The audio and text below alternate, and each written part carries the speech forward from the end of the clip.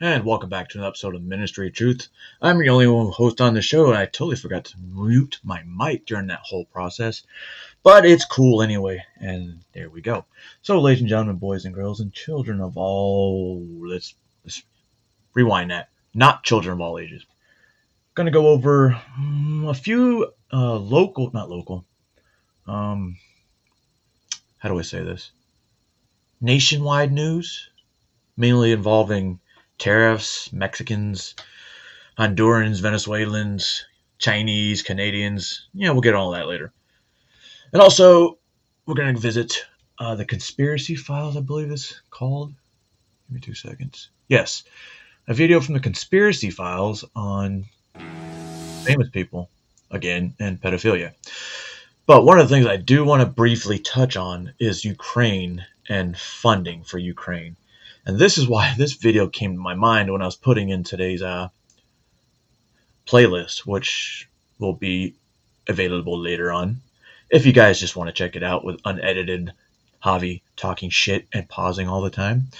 But obviously you guys know that, I typically start off with a song that, it kicks off the day, especially when it's something that comes into conversation, which the song will come into conversation very early.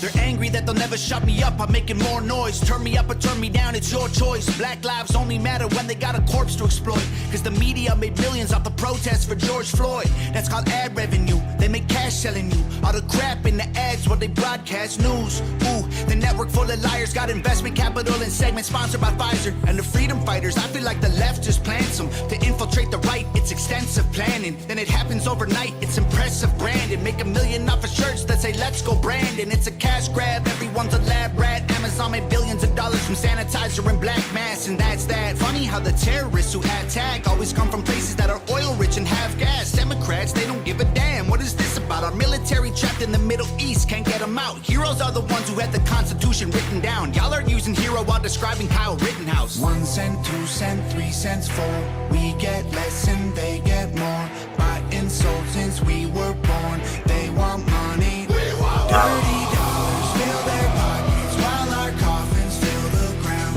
They make profits solving problems they create to keep us down. Dirty money. Dirty money. I don't want your dirty money. They might kill me for the song, it's all classified intelligence. Don't need to go to war to secretly be getting benefits. When Russia launches rockets, we condemn them, but there's evidence a US politician owns the screws they're assembled with.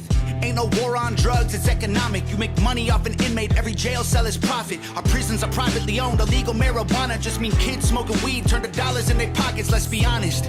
Domestic threats in comparison to nuclear powers who hate the West is embarrassing. Still we label truckers in the convoy as terrorists and confiscate donations, we have no idea where it is. A pipeline leaks, price of gas goes higher. Stock market crash, everybody gets fired. Economy is weak while we trying to beat a virus. $1 trillion in debt to China.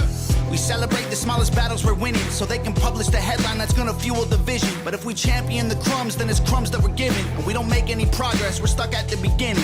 1 cent, 2 cent, 3 cents, 4. We get less and they get more. By insult since we were born. They want money. We want dirty dollars fill their pockets while our coffins fill the ground. They make profits solving problems they create. So this is like live in real time. So, let me see if I can get it.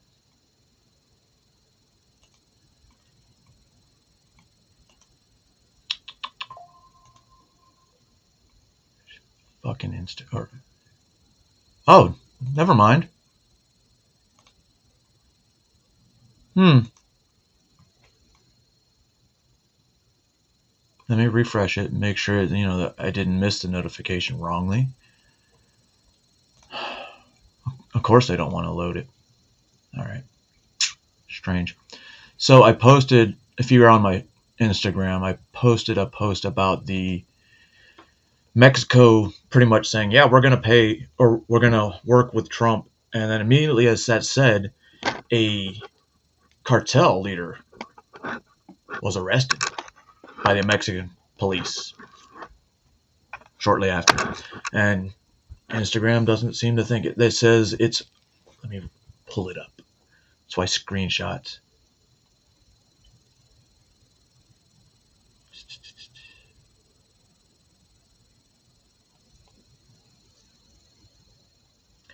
Why this happened. The post may contain symbols, glorification, or support of people and organizations as defined as dangerous.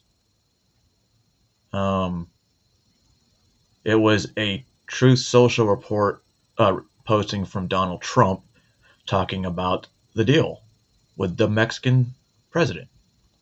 And then the next picture was a picture of the cartel member that got arrested. But it's okay. I challenge it. It's back. But the fact that they even had to challenge it is fucking pathetic.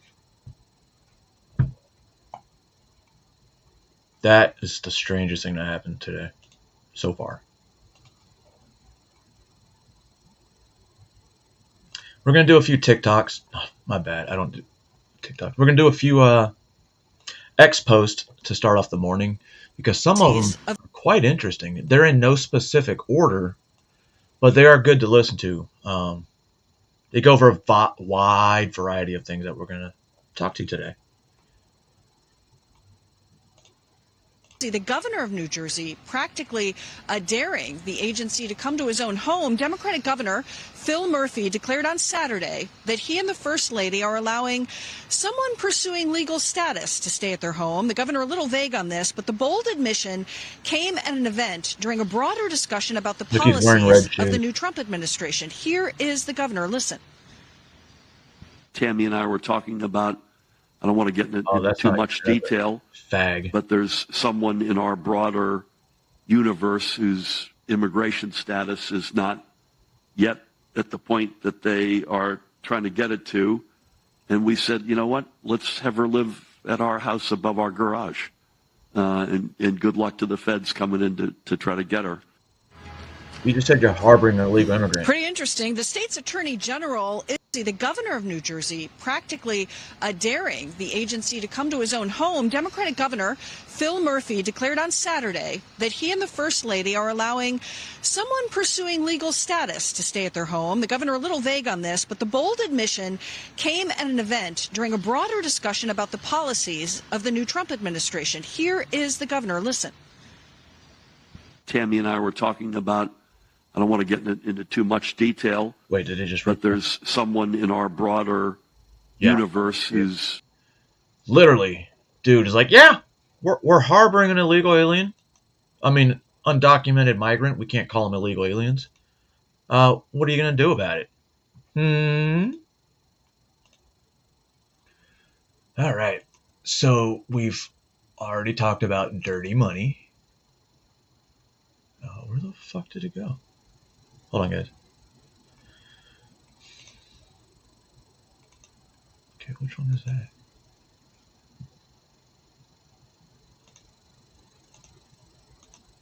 What? Okay, here we go. So this is President Zelensky talking about funding. I'll read it to you guys because it's in Ukrainian. Look, when I hear and I heard about before, when I hear and I heard before, and today we hear from the United States of America. The Americans gave Ukraine hundreds of billions, 177 to be more precise. $177 billion sent to Ukraine. Wow. 177, якщо сказати більш точно. Така звучала точна цифра, яку підтримували або голосував Saying that's the figure that they voted on by Congress and approved. Конгрес, тощо різні організації.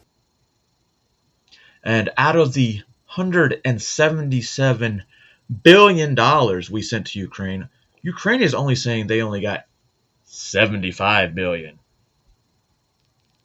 Someone's lying, or this was one of the hugest money laundering scams in the history of the world. Дивіться, я як президент воюючої країни вам говорю, ми отримали більше 75.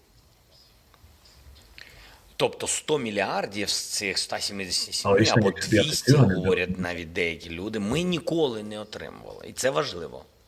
Бо ми говоримо про конкретні речі. So if this was happening, why did he wait till now to say something? In the news, it reports all the time how much we're sending them.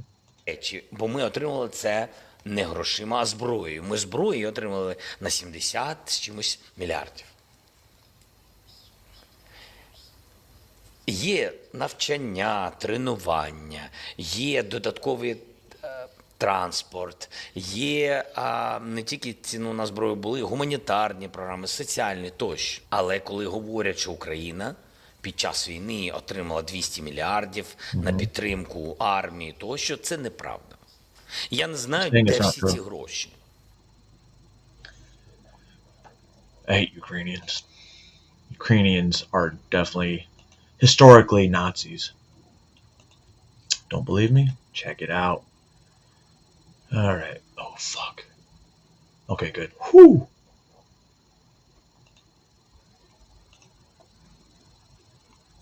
I was surprised. So, as you know, the President of the United States, Donald Trump, signed an order, executive order, saying that there's only two genders, male and female. Okay, I agree with it. But did you know people died?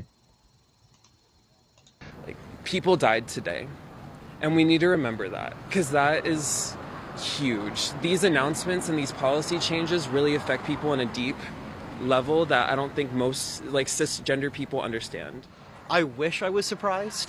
But holy shit! The hostility that not just this incoming administration has, but honestly this country has had for gender non-conforming folks and trans folks is you must be a Harry Potter fan. It really it didn't surprise me, but it did absolutely piss me off and upset me.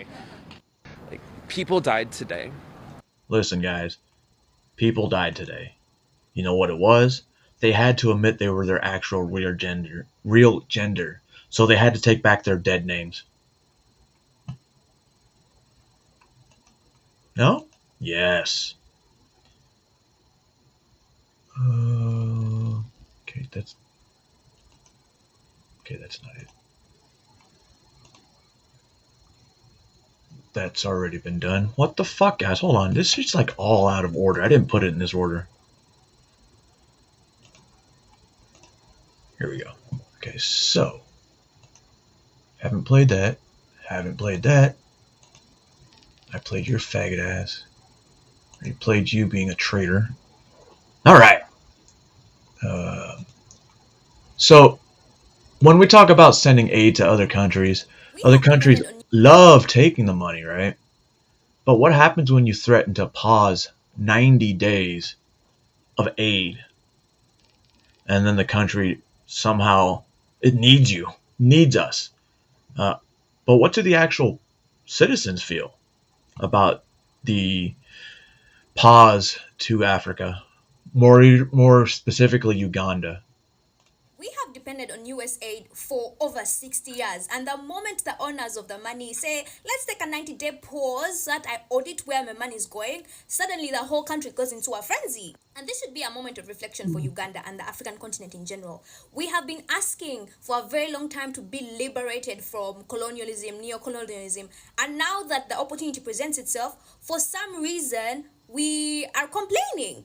Because let's get something straight. Southwest Gulf. Often the money given to us in foreign aid is lost to corruption, misuse, depleted, and overrated salaries to particular individuals, or sometimes we lose billions of money that are unaccounted for. So it only makes sense that the donor is asking for an edit, and if that means pausing the amount of money coming in, they should. And I do understand the implications of this pause because so many heavily funded healthcare projects run on US aid, but that should be a moment of reflection.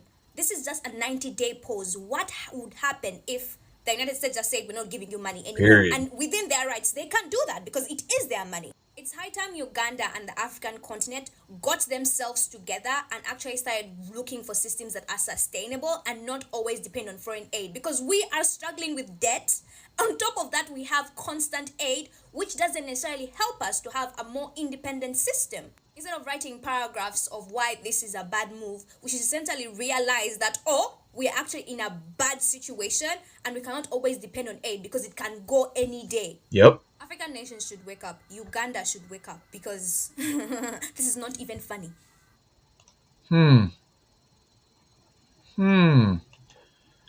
Somehow that makes complete sense. However, they won't show you that. And she's right. You take away the hand that feeds, and then you realize just how much they were funding you. And like they said, you wanted to break free, be independent, sovereign nation. Kind of defeats the purpose when all your money comes from U.S. funding. Good morning, Dominique. Good afternoon, Dominique. Well, it's almost noon over there, so. All right, on to the next topic. I'm not going to go into much of the description. I want y'all to watch it and then tell me if this mother should be jailed. Dr. Olson had a decision. You are in the perfect place to start on blockers. And she promises to begin giving her estrogen, female hormones, in 2 years. Around 13. That's what I think. Yes, you're not going to develop breast buds on the blockers, but you're not going to wait until 16 to start. You know that, okay? Josie received the blockers as an implant in her arm. It's okay if you cry. I did not know they were with implants. all the bravery she could muster. So this is funny because the way they're putting the implants in, if you've ever, I'm not a female, but I've actually inserted Nexpanons. That's definitely not a, they don't like it, even if you numb it up. He held on tight as another chapter opened in this young girl's life. They just ruined her life. A lot of times it strikes me that had this happened just 20 years ago, thank you, I wouldn't have been able to give her blockers and she would have had to go through male puberty. That terrifies me. It's all done. Do you want a hug? I don't know that she would have survived male puberty. That's a dude. Holy fuck, that was a guy?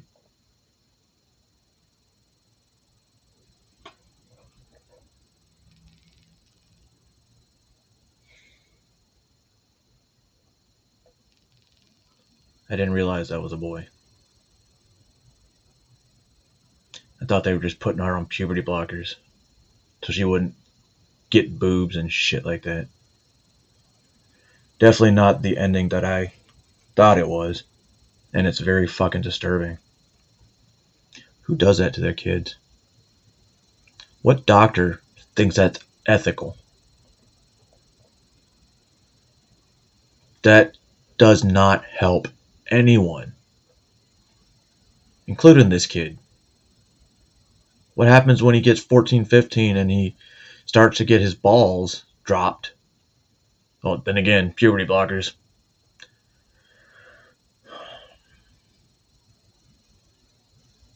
Yeah, I really don't have much more to say about that other than both that doctor, that lady, that parent should be in jail.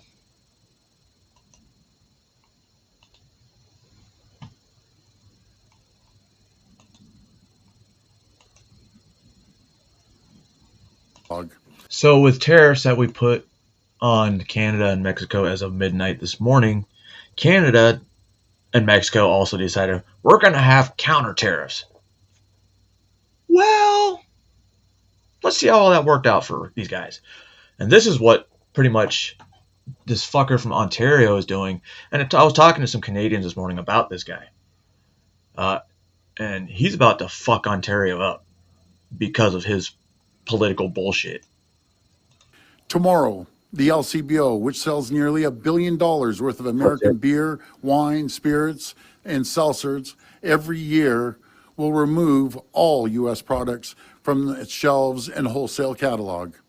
Starting today and until U.S. tariffs are removed, Ontario is banning American companies from provincial contracts.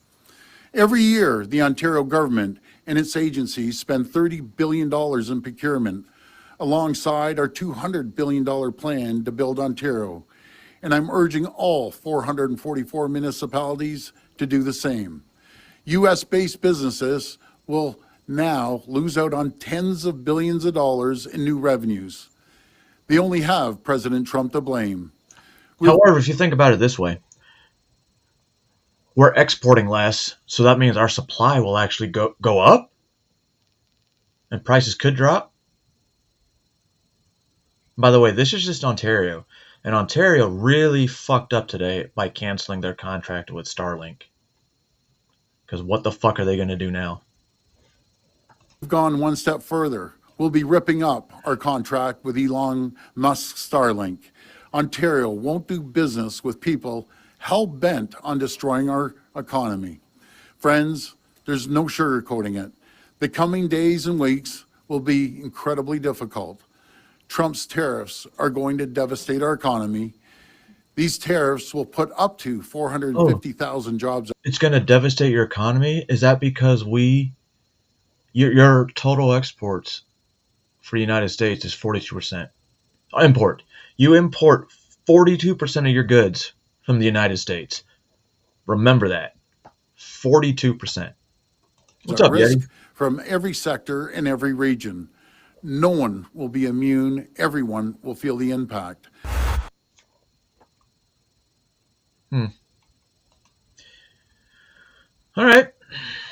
They don't want alcohol. They don't want Starlink. They don't want vehicles. It's going to be real fun. Because how many vehicles are Canadian? They're American companies. I don't believe there's any Canadian automobile company.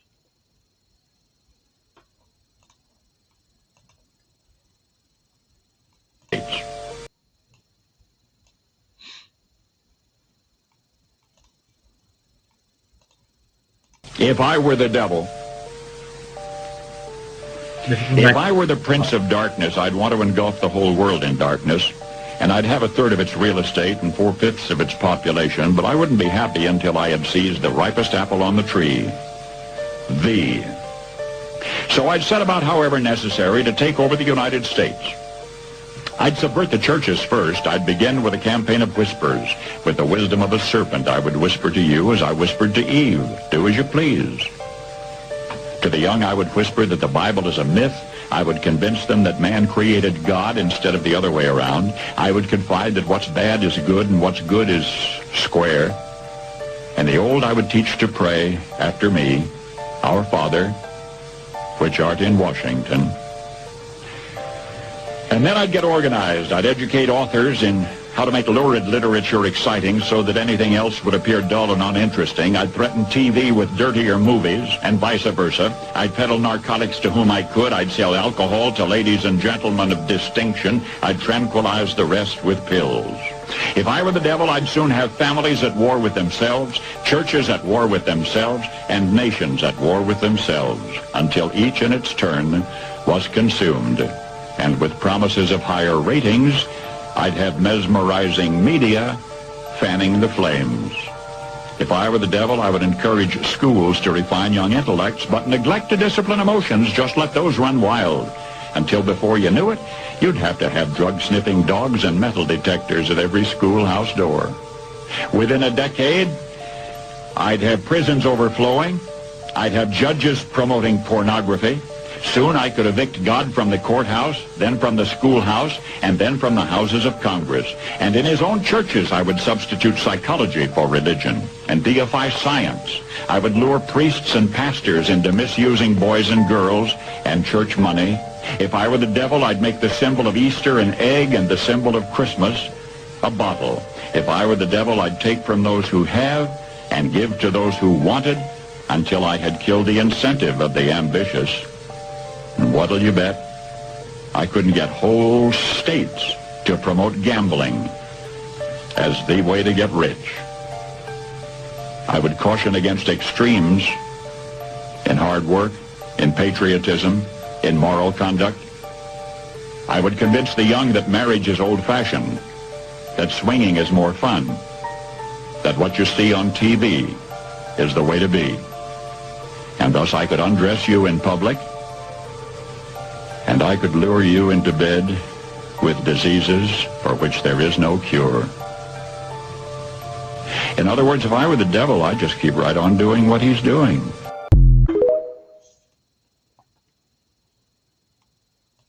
Yo, when I watched that this morning, I was like, holy fuck. I got like goosebumps. Because it's right. Everything that dude said in 65 is correct. Today. That's fucking crazy.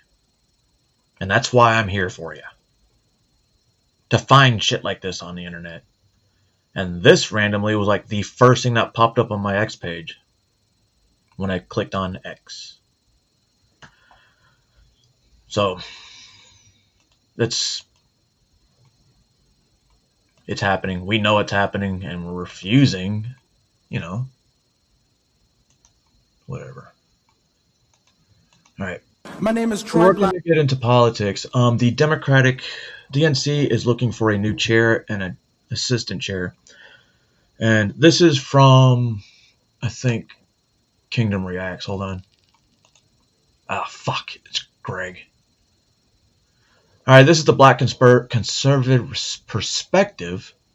We're going to talk about the clown show at the DNC. And when I was listening to some of these things before he did the video, dude, it sounded like they just wanted, either one, wanted black excellence, or they wanted to just go against Trump. That's what lost y'all the fucking election. But that's what y'all want to keep pushing. Y'all didn't learn shit.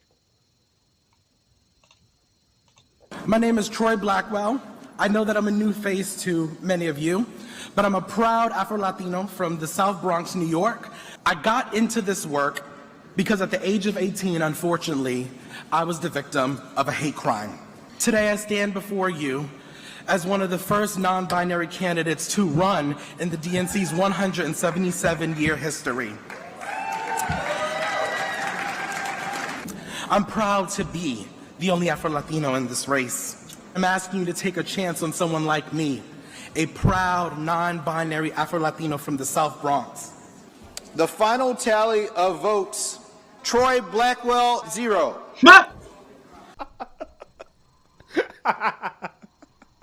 I hate this dude's laugh. Shut up, Greg. Get to the videos. His videos. It comes here. This dude laughs at all the wrong person. Peep times. It's like Doc because the people that are running for leadership positions within, take a look. Ja, det træsigt, tror jeg glinde en sle. Så lukker jeg det tror det er Jesunas. At ko betsish kliji bekaya. The fuck is he saying? Na kosten will yegi ba here that needs in. Welcome. The Democratic National Committee wishes to acknowledge that we gather together to state our values on lands that have been stewarded through many centuries by the ancestors and the descendants of tribal nations who have been here since time immemorial. We honor the communities native to this continent and recognize that our country was built on indigenous lands and hope. My people are sick and tired. Is that what they do, Yeti? Of being sick and tired. We are sick and tired of being the last one hired and the first one fired. We are sick and tired of the word white, working class, being a code word for whiteness. We are tired, and this is our time for us to rise up. One people, one nation, under the divine, indivisible, with liberty and justice for all. Hello, Democrats. Hey, I am speaking, and I would love your attention. There is a black woman at this podium, and I deserve your attention like the 11 people who went before me. Yes.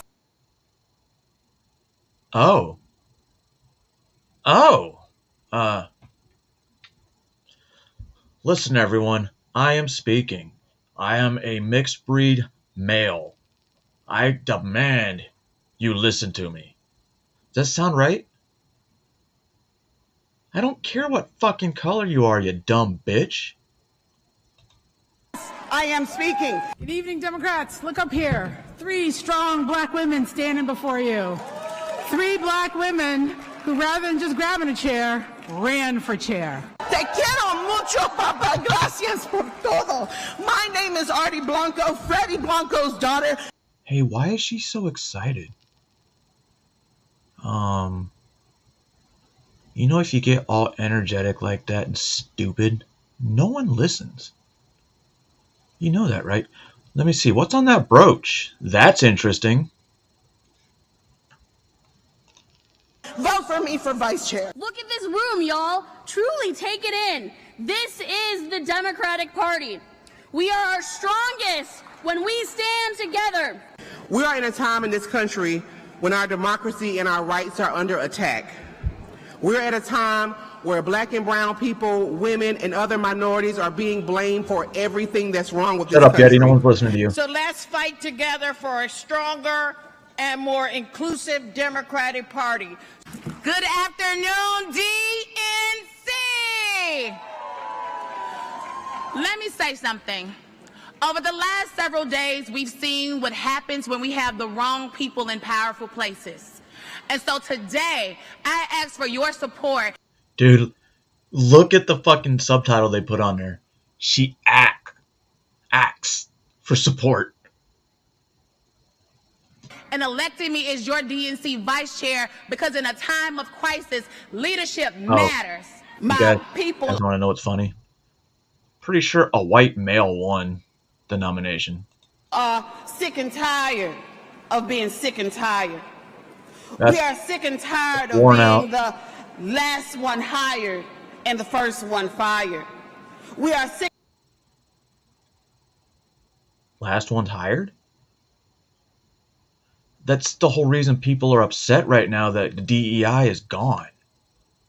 How are you supposed to be the last one hired? And you're a doctor. What is your doctorate in? And if you got to wear that many pearls, they're probably fake. Sick and tired of the. And I've spent the last 15 years fighting for the American people, all 340 million of them.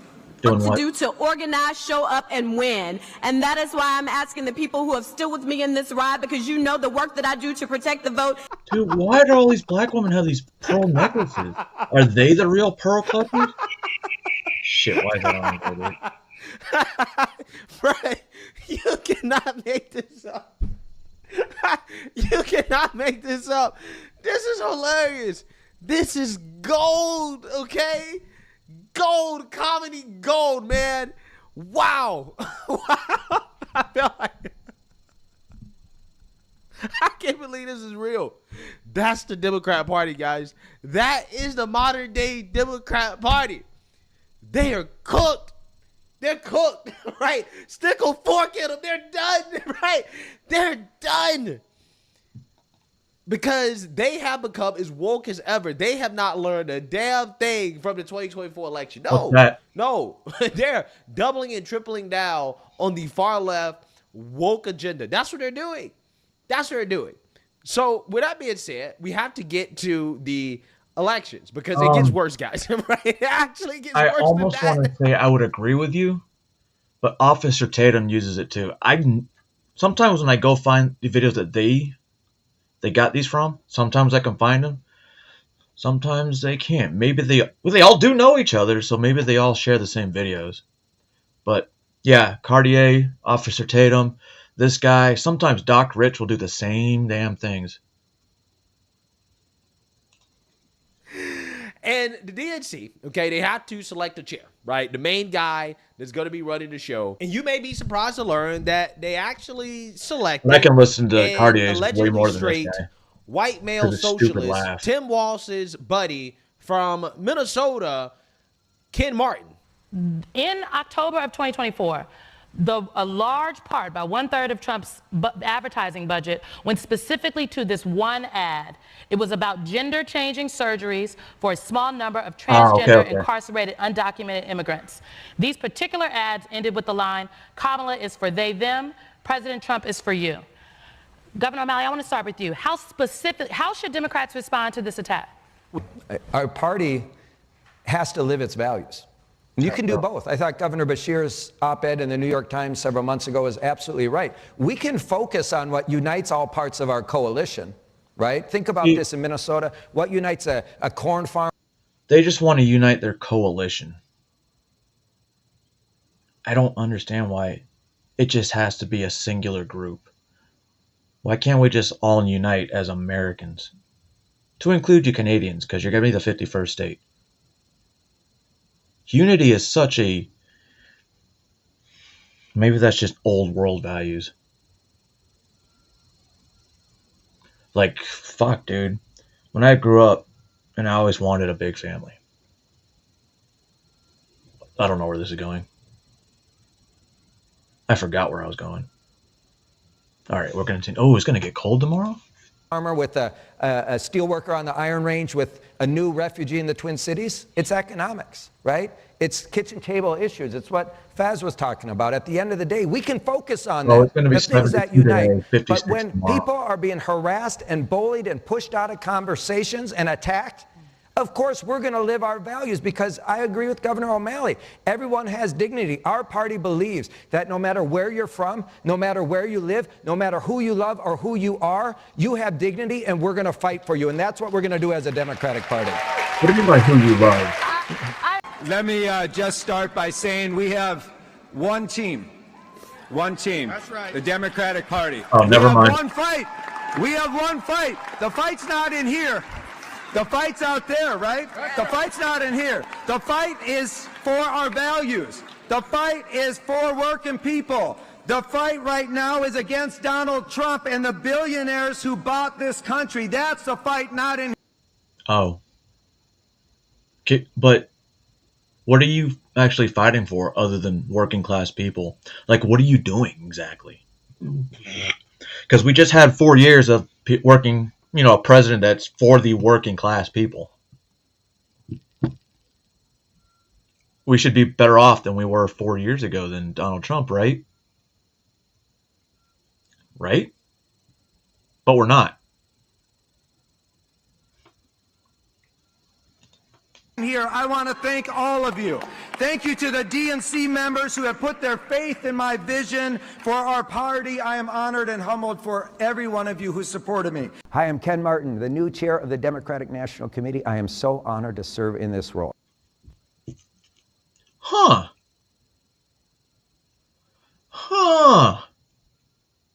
Of all the minorities that were up for the Democratic chair,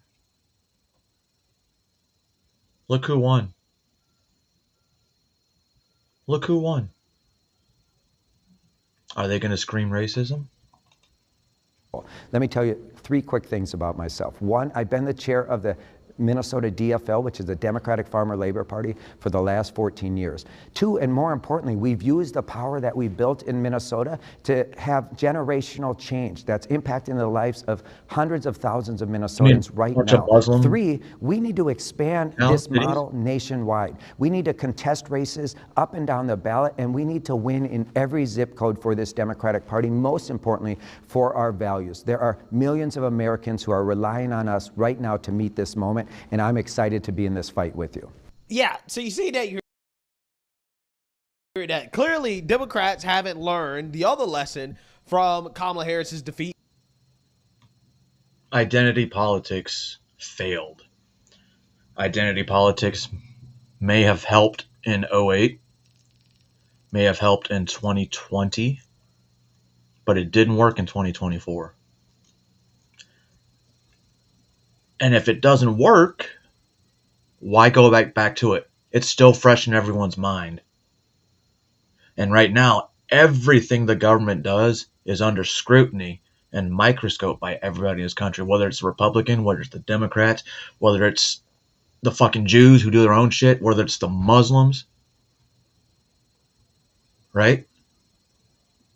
No fuck. These guys don't care.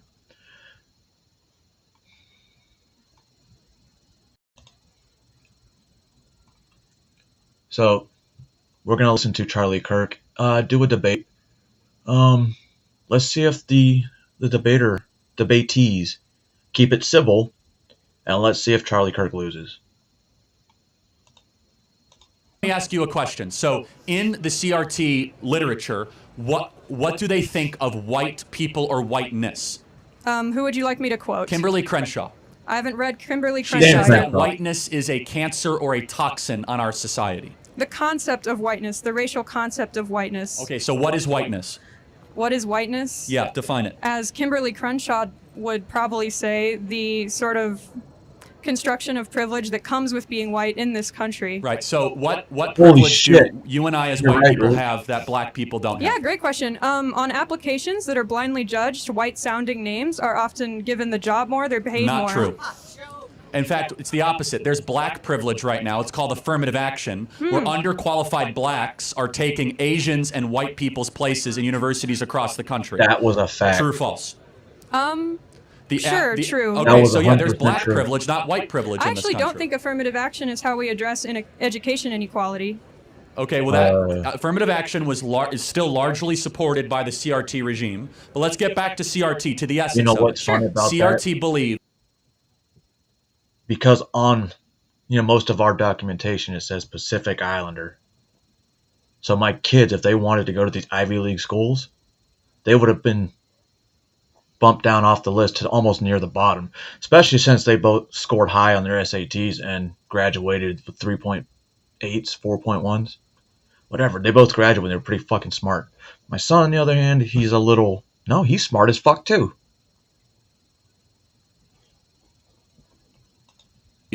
In one manifestation of its ideology is black-only dormitories. So white people are not allowed.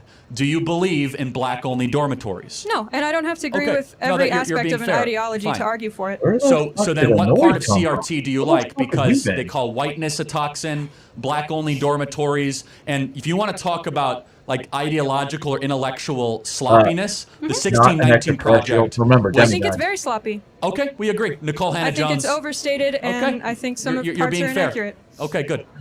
The parts of CRT that I think are most relevant and, very factually, you can, what am I trying to say? There's a lot of evidence for them, is the fact that previous inequalities, such as the institution of slavery, such as our treatment of Native Americans, Speaking do, of slavery. in fact... You have all these things right now that their ads are, Republicans, who's going to cut your lawns? Who's going to pick your food? Who's going to do this and that? So it sounds like you want these illegals to stay for slave labor. affect those... You heard about the one drop rule, right, Roots? I'm 2% Egyptian. Where's my reparations?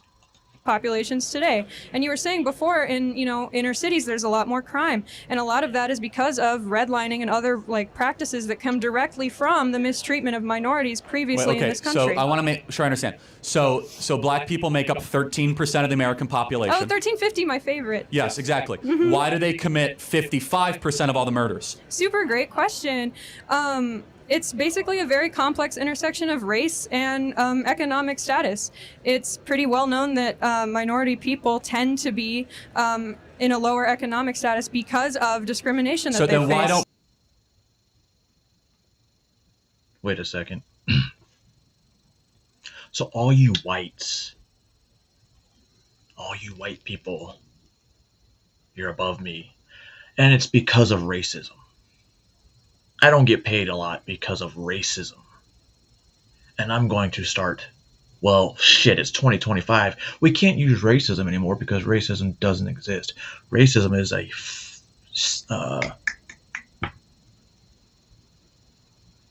I lost the fucking word. Most of the time, and I think when racism comes out, it's internalized racism. So if you say something's racist when it's not, because you don't know the meaning of it, then we turn into another word, which means ignorant. if you know what I mean. Poor Asians commit a lot of murders. Also, a great question. Asian people weren't originally brought to America on purpose like black people, and Yes, they weren't they were. already present here like natives. Wait, I'm not finished, please. so blacks murder because they were brought here 250 years No, ago? I would like to finish. Who built the railroad? Okay, just answer, it's very simple. Black I am peop- answering. No, I know, but you're not really. You're I kind am. of- okay. Asian Americans predominantly immigrate here for work reasons. They come from already wealthy countries. They're already wealthy when they Get get the here. fuck outta Crime here. is committed primarily First by of all, poorer that's not people. true. Talk to anybody from who's Vietnamese? Anybody? Did your family come here wealthy? No. Yes. In the Philippines, a teacher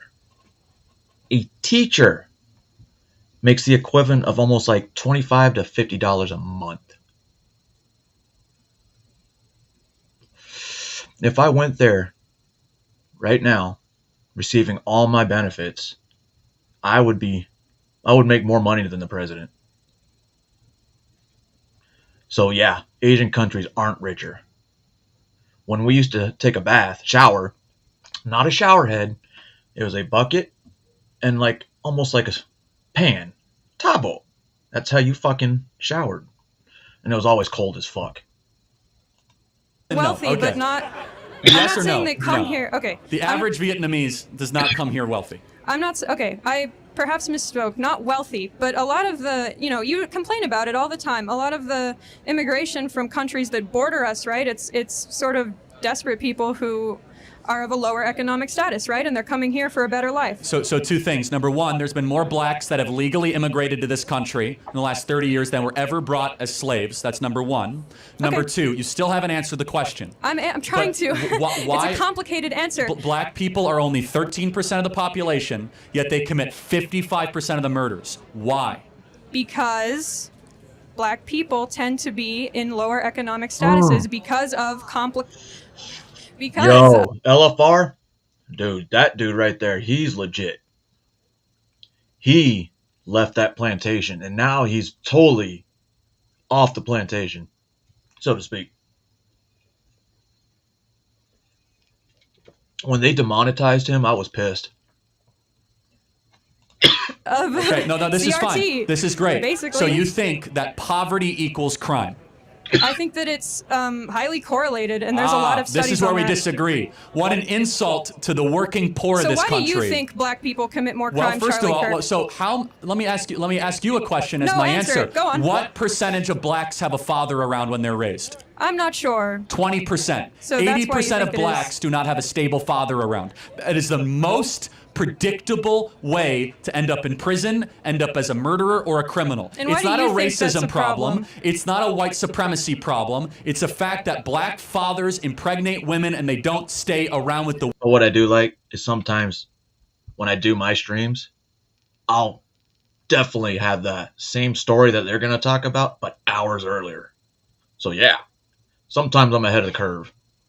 Women And that they have why- impregnated. Charlie Kirk, do you think that Is- that happens more in the black community compared to On- others? It's threefold. Number one, we subsidize single motherhood. Number two, it's culture. It's accepted in the black community, and it so shouldn't it's be. culture. Oh. Okay. Have you checked out LFR JoJo?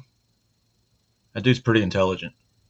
Don't take my I word see. for it. Read Thomas Sowell's own book on how black culture allows single motherhood to continue into a nanny state type practice.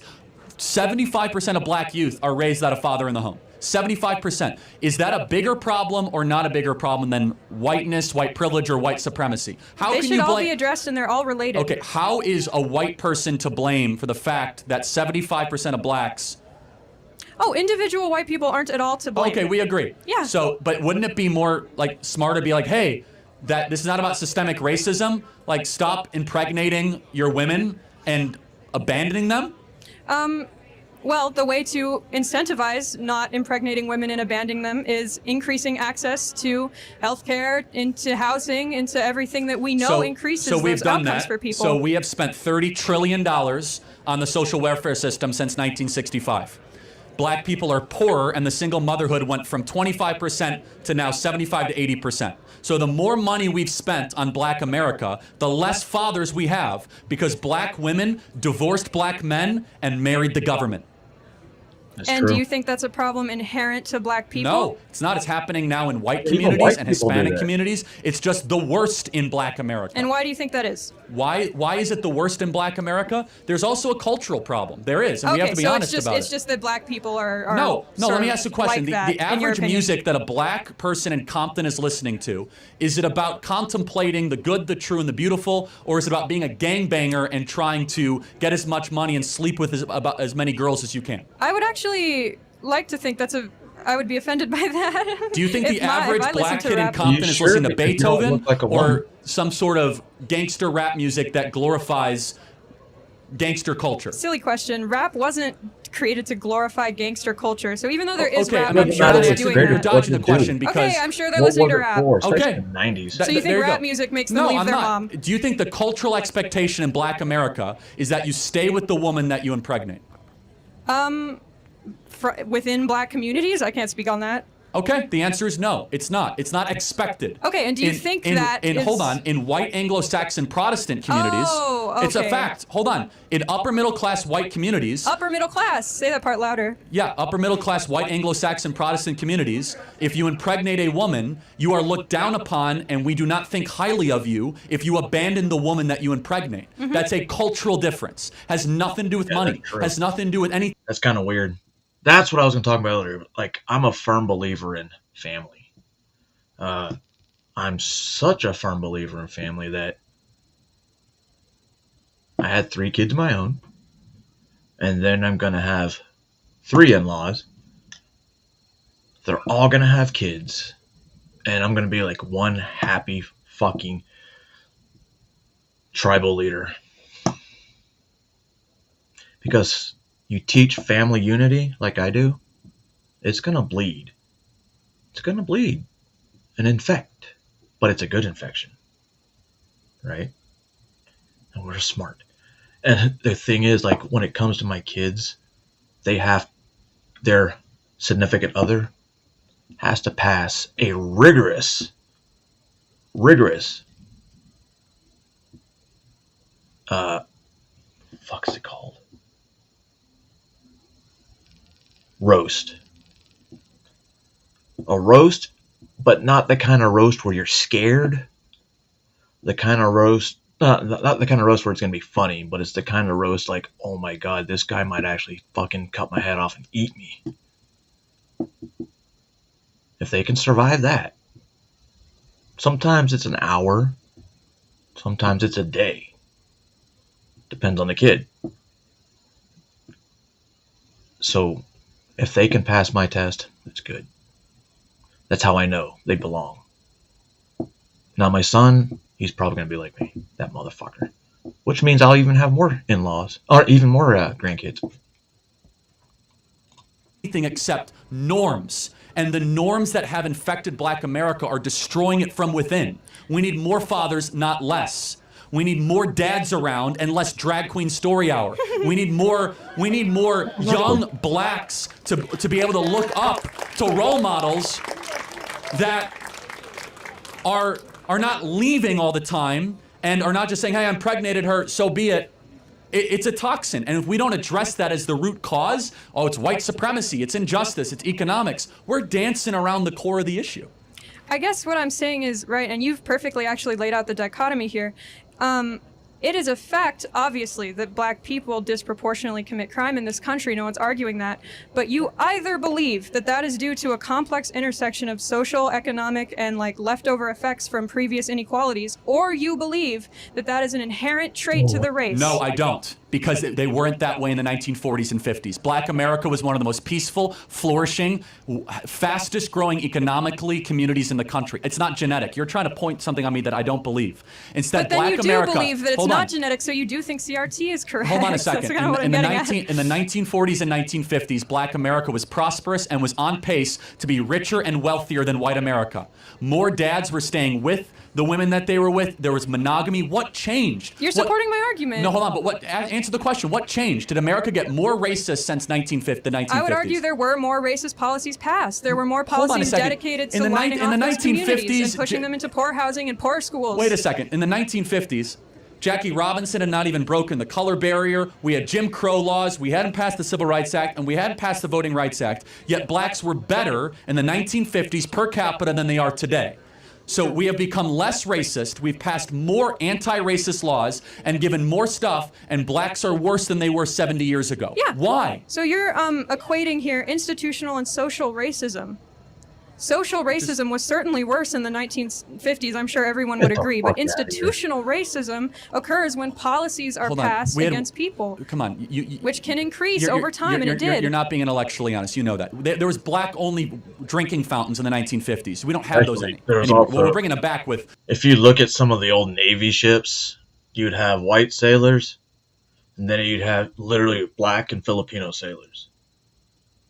They had their own fucking drinking fountains and shit like that. What the fuck? Should I be upset about the oppression? Should I bang my hand on the table? Should I get super aggressive? No. That was the past. Shit changes. Accept it. Black-only dormitories. But we had, for example, in the antebellum South in the 1950s, we had white-only communities, by law. We got rid of that with the Civil Rights Act. But it didn't. Unfortunately, we look around. The numbers speak for themselves. Black youth are less likely to have fathers. They're not doing as well as far as economically. They commit more crime. So something changed. And our argument is what changed is three things. Number one, the imposition of the Great Society Project by Lyndon Baines Johnson of spending $30 trillion since 1960s on Section 8 housing, on welfare, on all sorts, where, as I said, that young black women married the government and they divorced young black men. And then we also have had, as Thomas Sowell and as Clarence Thomas would say, the soft bigotry of low expectations. And we have been afraid to get to the root of the issue or even speak about it because we don't want to be called a racist. So what is imposing those low expectations? Part of it is like white academic culture. I'll give you an example. I'm not saying you believe this, but Merrick Garland, the Attorney General of the United States, has come out and said having an ID to vote is racist. That is code for saying black people are too dumb to get a voter ID. You're doing it again. You're simplifying a very nuanced, complex argument from the real people who are making it. Is voter ID racist? Legal. Obviously not, Charlie. Okay, all right. Do you want to know where the argument comes from? I can eloquently tell you. Eloquently tell me why voter ID is racist or whatever. Certain policies in southern states were proposed that would, I think the quote from the person who decided the case was with surgical precision, target the times where... So before she does all this bullshit, they did street interviews in Atlanta, and the black population looked pissed if you asked if they had an ID, if they don't have access to the internet, like Joe Biden said. They were insulted. They're like, of course we have an ID, and it's easy to get the ID.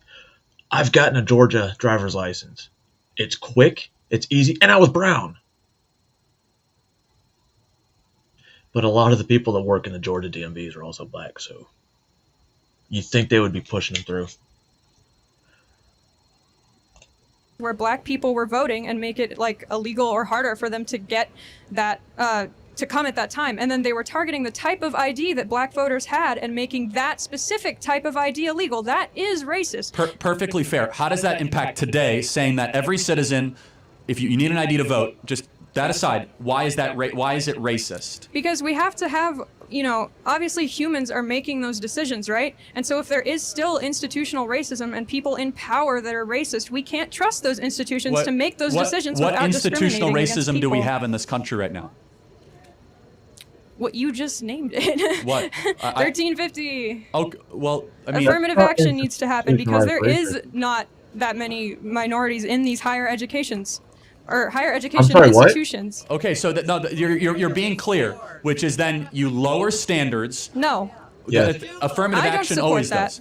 Affirmative action lowers standards by definition. I'm saying why affirmative action was introduced. I'm not arguing for it. Were you asking me why it was introduced, or? No, I'm saying you agree that's why it was introduced. Well, I agree why it was. I don't think it ever should have been, but yes. Right, but there is institutional inequality, yes? Well, I wouldn't even use the word inequality. I mean, I don't love looking at it that way, but of course, white people generally are richer than black people in this country. Richer and more represented in politics and Asians schools. Are actually yes. To the highest. Somewhat, yes. Why do you think that is, Charlie? Well, hold on a second. Let's ask the question here. Represented how? So, I mean, look at Congressman. So, no, hold on a second. Are white people represented fairly in the National Basketball Association? Who cares? What political Hold on, power I does thought the we're all national... about fair representation. Listen. I think that it should, by law, half of the NBA should be white. Great, fine. And the product would suck. Lobby for it. Because I don't blacks care. are much better at basketball than we whites are. What political power does the NBA have? A lot, actually. The NBA reaches... Are you fucking kidding me? They reach millions of people. They have political power. LeBron James, right? Millions of people every day. They have slogans that people internalize. In fact, if the NBA had no political power, why would they have to wear Black Lives Matter on all their jerseys? Why would why would politicians try to get their endorsements all the time? The NBA is more powerful than Congress in some ways of shaping the minds. I think it's your turn to be academically dishonest. Hold on now, a second. But sure. No. But if you want fair representation, just to be clear, then why would you not be against whites by law being half of the National Basketball Association? Right now, black people make up 88% of the NBA. Do it, great. Who cares? No, I don't care. I'm saying. Oh, you don't care about black right. people? So here's my point. All right, if fine. We have I have a shot, everybody. Please listen. If we, I could play for the Lakers. I hope. I wouldn't do play it, for the Charlie. Lakers. I'll come to your games. I'll do it. The point is this: is that merit should triumph over all of it. Which is awesome. Okay, so merit should triumph. We agree. Okay. Okay, Charlie, do you think black people are not as smart or competent Absolutely as white not. people? That's correct. Perfect. So they should, in theory, then be equally represented in positions of power. Hold on. So, have you ever read Discrimination and Disparities by Thomas Sowell? Do you only read Thomas Sowell? You've quoted him like 3 times. I haven't read that. No, I read a lot more than Thomas Sowell, but I'm happy to. Thomas Sowell's the only intellectual with the courage to go after like these core issues of why Black America has fallen behind and why no one actually has studied it. So let's just give a great example. When you don't have a father in the home, the amount of words that a child hears goes down by 60 to 70%. The amount of words that a child, I don't know if you're a mother or not, or plan to be. Okay. No, just it's an important point. The amount of words that an 18-month-old hears is highly predictive of IQ, verbal development. Okay, so that's simple. When you don't have a dad in the home, the mom is overwhelmed, and there's just less interaction with the child. That's all fine. Okay, so we agree. I'm just saying that's not because of. That was one of my, I can't say regrets, but the shittiest part about being an active duty military and having to constantly move and deploy. And I've often said, like, man, I felt like a shitty dad. It's almost like, it's not almost like, I literally did at times put the safety of this nation over my family. And I regret that? No, because what it did, it helped them learn and adjust, right? But on top of that, now that when I finally got a chance to be a dad, it was natural. It's almost like the ability was there. It always has been there. I mean, imagine what I could have done with the whole time not being gone. But if that was the case, they wouldn't have the privileges that come with me being a fucking retard who broke his back for this country for 20 years because I believe in the American value and freedom. Racism. That's true. No, that's fine. That's good. No, she. I know what you meant. But you have a father in the home. All of a sudden, they hear thousands of more words a day, and they're like way further ahead of a single mother raising a child. That's not racism. Okay, so dads are good. Yes, great. Okay. What my question to I'm you saying is, dads actually answer most of the questions that you might have about why Black America is falling behind. Okay, but because their dads don't stay around, and that's I'm trying bad. to sort of get to you to reconcile your own beliefs. And if that's true, which is fine, that's true. We can say that's true. You either believe that has social and economic causes, or you believe that, Black culture's just worse. No, and there I isn't think another that thing to think. No, I Those was are your very options. clear. Right now, Black culture is being held captive by influences, songs, Which and role influences? models. I mean, Hey, but Nicki when you get Minaj, invited Cardi to a B. black, Okay, Nicki Minaj is barbecue? causing dads to leave the home. Hold on a second. No, I don't think you're- that's a good you're role in. model for You're 18-year-old in. Black girls. I don't think that songs that are talking about like glorifying wet female genitalia is exactly, I don't know which one wrote that song. Which one was it? I think it was Ben Shapiro. Yeah, that's right. Yeah, but you sent me a lot of videos. But by the way, the role models of the 1940s and 50s for Black America were completely different. I don't like Fifth Estate. So it is a representation issue. Hold on a second. No, not representation. It's who do you get your art from? It's what values are they putting forward? It's the question of every day. For example, more times than not, Black politicians will lament the condition of America. It's systemically racist. It's terrible. What does that do to a 14-year-old Black kid if you just find that you hear that everything is rigged against you? Instead, they should be saying, hey, there might be some barriers, but if you believe in yourself enough, you can achieve in this country. It creates a form of social conditioning of low expectations, and that's not my argument. You know whose argument that is? Barack Obama's. I don't necessarily agree with everything you said either, man. man. Barack Obama said number. He sent me a lot of videos, Zip. So sometimes I go through them, sometimes I don't, because I've got like a ton of videos in my queue, but I don't like Fifth Estate videos. That's probably the only ones I won't watch if you send them to me. For one, we need more fathers in the home. This is when Barack Obama didn't go super woke. Barack Obama's a liberal. I don't care what he's got to say. Okay, but Barack Obama, then secondly, he said that we can't keep telling our Black youth that you can't succeed in this country. Anybody can succeed in this country. And Obama was right when he said that. Obama was correct when he said that we need to change the story we're telling Black America. Which is fine. I've never heard any teacher look at a Black person and say, oh, you can't succeed because of racism. Hold on a second. But what is the embedded message of all the propaganda saying it's systemically racist, you're going to run into racist employers, that they're going to discriminate against you? It creates this heaviness of why even try? By the time college students get to college, they've experienced all that. They don't need to be told. Are you sure? You think that the average? I'm curious. You think that the average Black student at this university experiences like active daily racism? I'd be curious. I'd have to ask. You can ask him to I don't know. Maybe it's true. Maybe it's as bad as it was in the antebellum South. So I'm not saying that, obviously. Okay. I did say social racism improved. I'm saying institutional racism is still present, and that's what's causing lower outcomes for minority communities. Do you think the reason why only 20 to 25%, it depends, we don't know the number, it's just a range per year. Sure. So 1 in 4 of Black youth have a stable father around. What would you just say is the big, why is that the reason? A complex intersection of social and economic reasons, which are outlined in CRT. Okay. Thank you for the dialogue. Thank you. Okay. Oh shit, give me a second. I was preoccupied.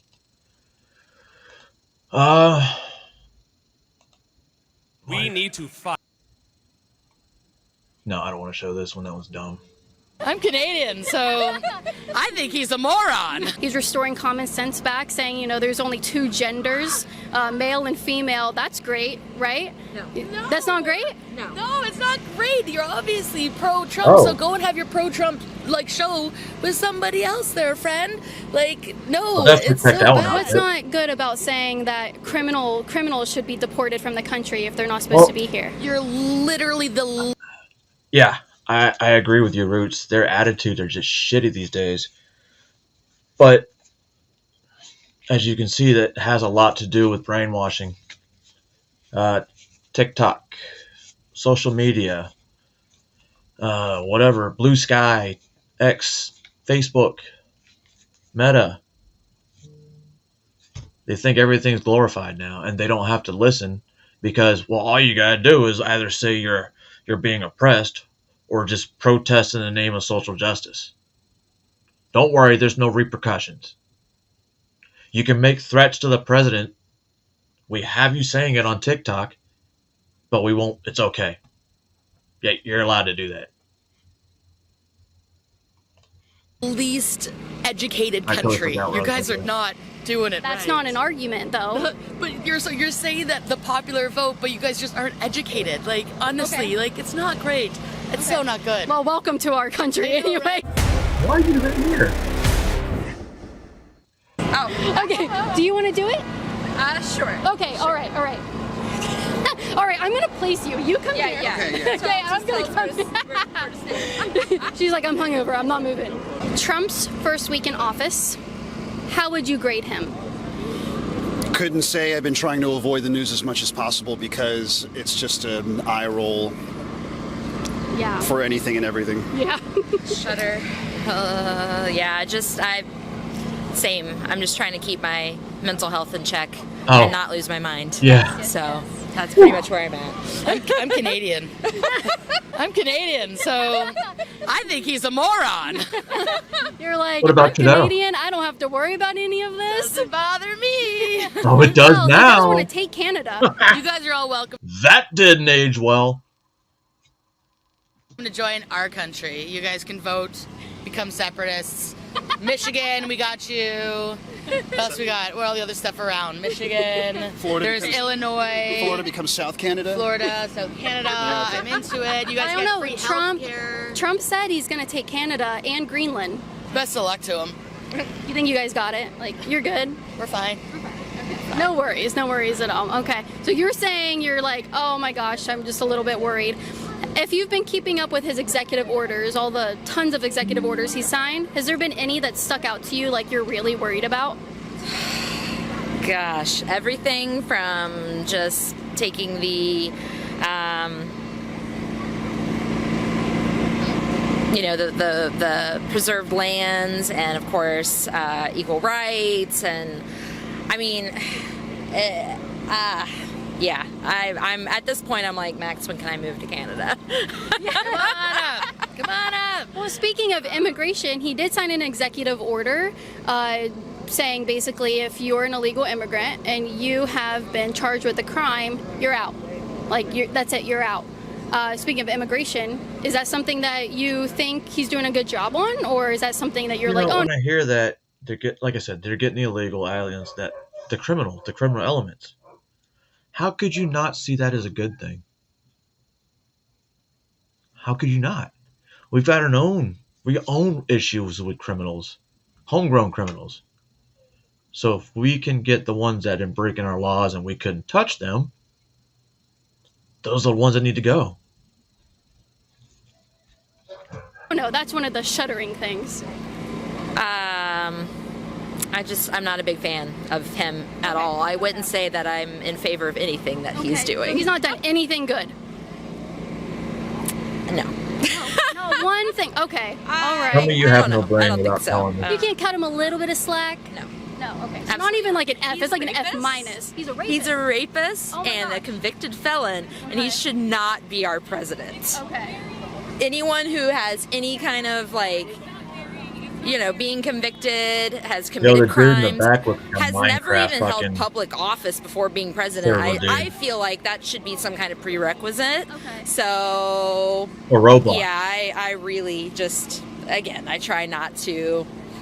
I get into a dark place. Okay. I lost my father November 1st, and then he got elected. So it's been a rough time. Yeah. And I'm going to now conclude my portion of this question and interview.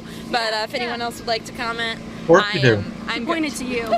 Between Project 2025, between the notion that you would get rid of FEMA for whatever reason, and I honestly cannot condone an administration that bases its policy on cruelty and chaos. It just doesn't seem to me that it's going to be good for all Americans. Whether they are here illegally or not, there's obviously a process that you can be naturalized, but it's not conducive to what would be for the good of all of our country. Right. So, in order to bring everyone together, it doesn't seem as though he has that interest in mind.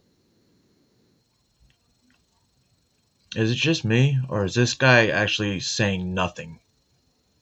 So what do you think about the fact that the popular vote overwhelmingly supported him, and I think nearly every single city and every single demographic voted for him more than the last term and more than any Republican?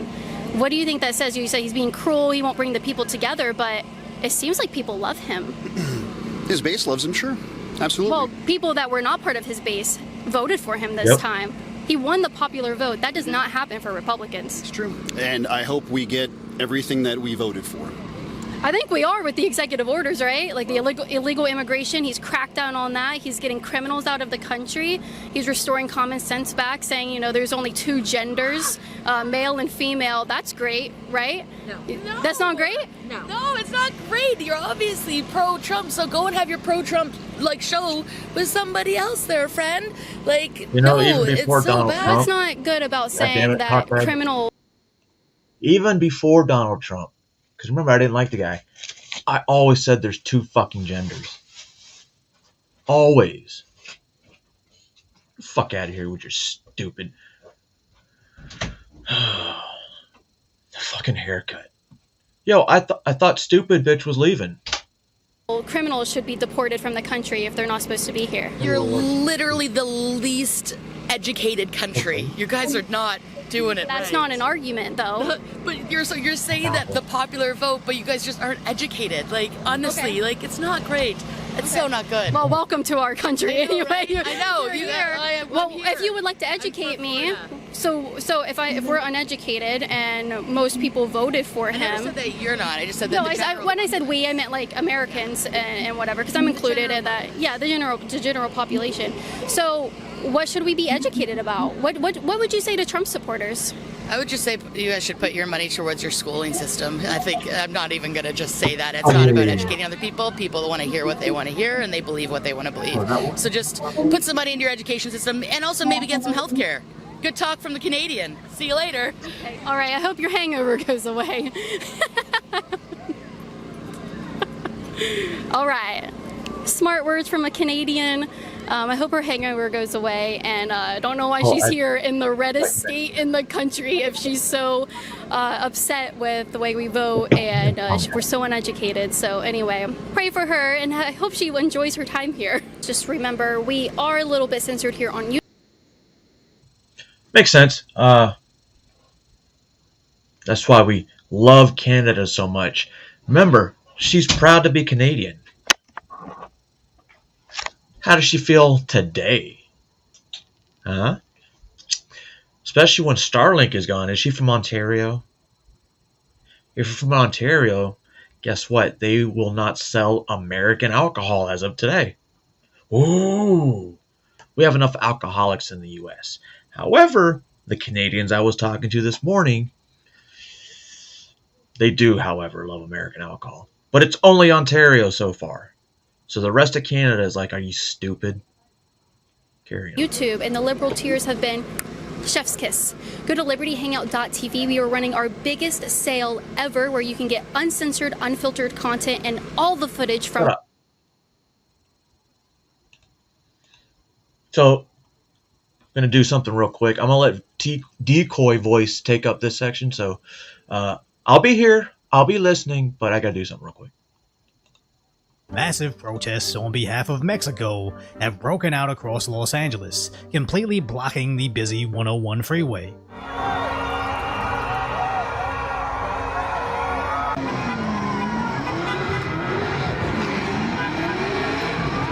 Surrounding the unlucky commuters caught in the middle.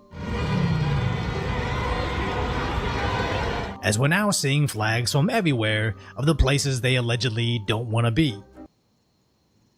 This is one of the things that, like, I'm pretty sure he's going to bring. I know I said he's going to take care of it, but I'm here now. If you're protesting against being deported from a country that you think is having a better life for you, why are you protesting with Mexican flags? You're not you here to be Americans, right? You know, with them big hamburgers and shit. But you want to carry American flags. Rewind. Mexican flags. I mean, I don't run around with a Filipino or Norwegian flag because you know what? I am a first generation American. And I still carry the American flag. I wore it on my shoulder for 20 fucking years. So downtown LA is brought to a standstill in every direction, and local law enforcement has now called it non-permitted. And when the police finally did arrive, it took them until night to actually do anything.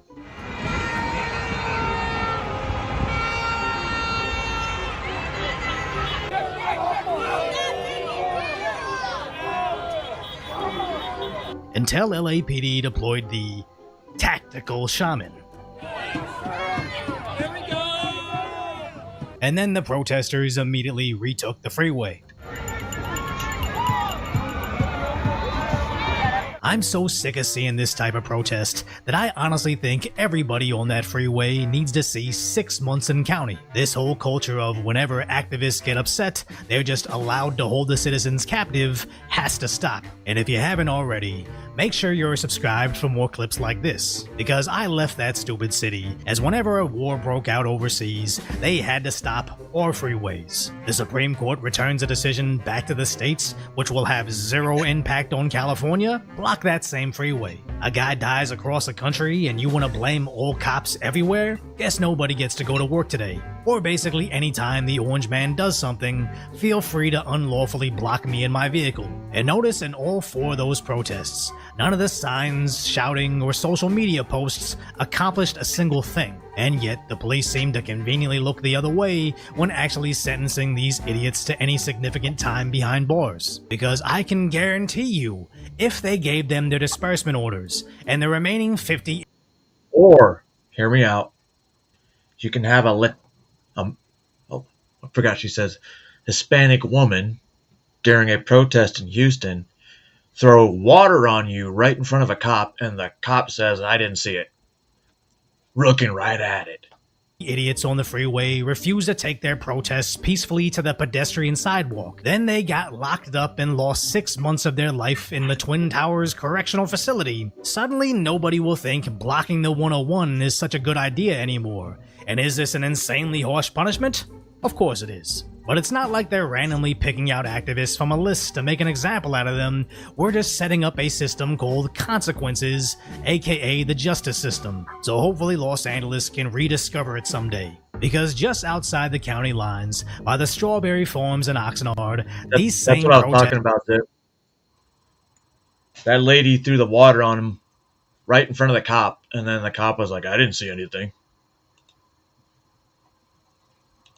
Are in the streets burning the American flag. And it's bad enough they're waving the flags of a country they're protesting being sent to, but also burning the flag of the country they're demanding they stay in.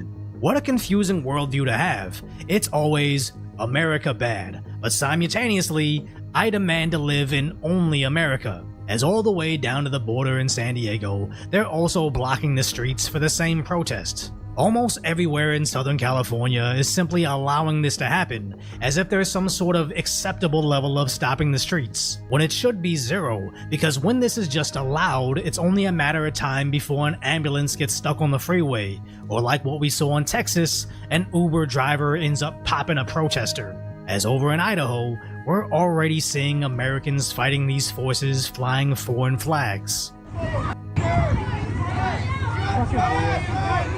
Guess I'm not leaving as soon as I thought. And not even the cops are safe, as in Salem, Oregon, they began smacking his squad car. Oh.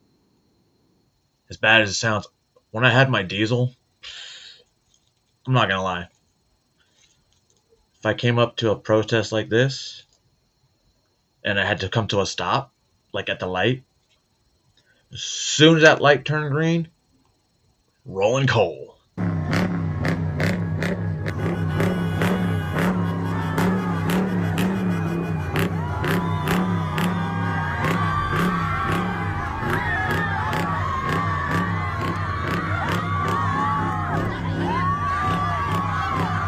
What's up, cardio?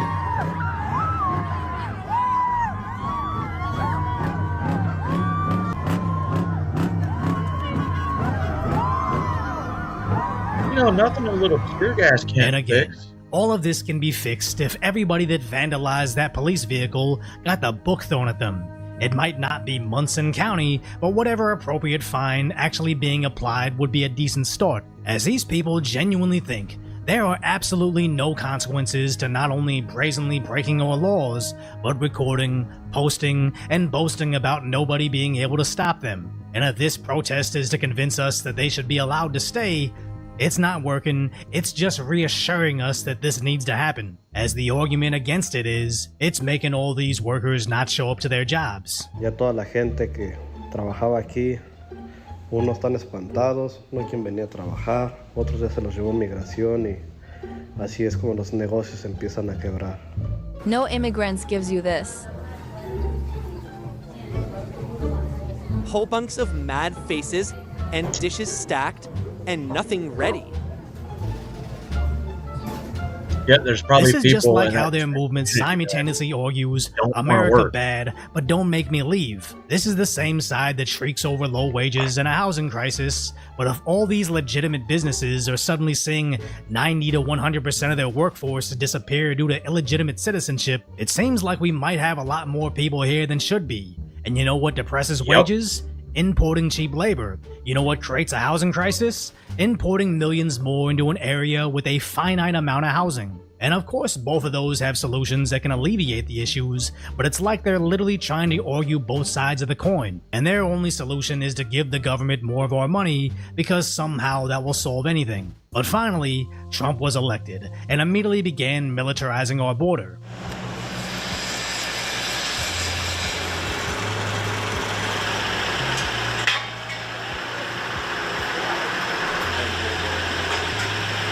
Can you assess your work so far?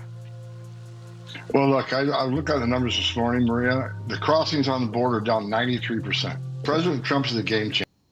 Never forget, Tom Homan received an award from Barack Obama for the job he did in deporting, his deporting efficiency under the Obama administration. No one has had the success he's had on securing the border. He clearly understands we can't have strong national security if we don't have border security. We need to know who's coming in, what's coming in, where it's coming in, why it's coming in, and we have achieved a success on the border already. We got more work to do, and on top of that, we, as far as the deportation operation, we're just shy of. I think we got 5,000 already arrested the first week. This is kind of crazy here that the cartels authorized the use of weaponized drones, explosives against CBP personnel, and U.S. law enforcement down there at the southern border. Now. I don't think it addresses this because this happened recently. So the 90-day or 30-day tariff pause between the U.S. and Mexico, and Mexico is agreeing to help secure the border. And guess what? Almost took over. They already arrested one cartel member, our leader, one cartel leader, just like that. So Mexico, I guess Mexico needs us more than we need them. They're actually being encouraged, of course, to remain cognizant and vigilant, but they're also being encouraged to use their long arms, Blake. I have never seen this in a CBP memo before. They say, wear your ballistic gear. Drones? This got out of hand so fast that the normie liberal activist doesn't even realize they're flying the flag of the forces that may be going to war with our military. As throwing a brick through a Starbucks for social justice is one thing, but being seen as an enemy combatant might put them in an entirely different category, but hopefully it doesn't come down to that. And one last thing. As this so-called deportation document is spreading through social media, where many men are memeing and changing their minds about the whole situation. But this isn't even a good hoax, as you should have been able to spot that even without the AI detector. I know it was mostly jokes, but we gotta be better than that. So if you appreciate my concise, lighthearted commentary on the tragedy... Well, yeah, ICE on X actually tells you who it is. They don't show pictures, they tell you who he is and what his charges were. And there's a lot that involve children.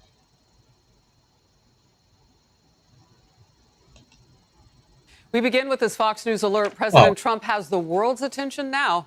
He came through on a campaign promise, hitting Canada, Mexico, and China with tariffs to protect Americans from the flow of illegal immigrants and fentanyl in this country. And we can now report Mexico and Canada are leaning into Trump's art of the deal. The president of Mexico, Claudia Sheinbaum, spoke to Trump and is saying she will send 10,000 Mexican military to their side of the southern border. That's meant to assist with the border crisis left behind by the Biden-Harris administration. Trump says they agreed to pause any tariffs for 30 days. I'm Harris Faulkner. You are in the Faulkner Focus. The president also just spoke with Canadian Prime Minister Justin Trudeau, and we'll talk with him again today in a few hours. Senior White House correspondent Peter Doocy. Peter, a lot of movement today.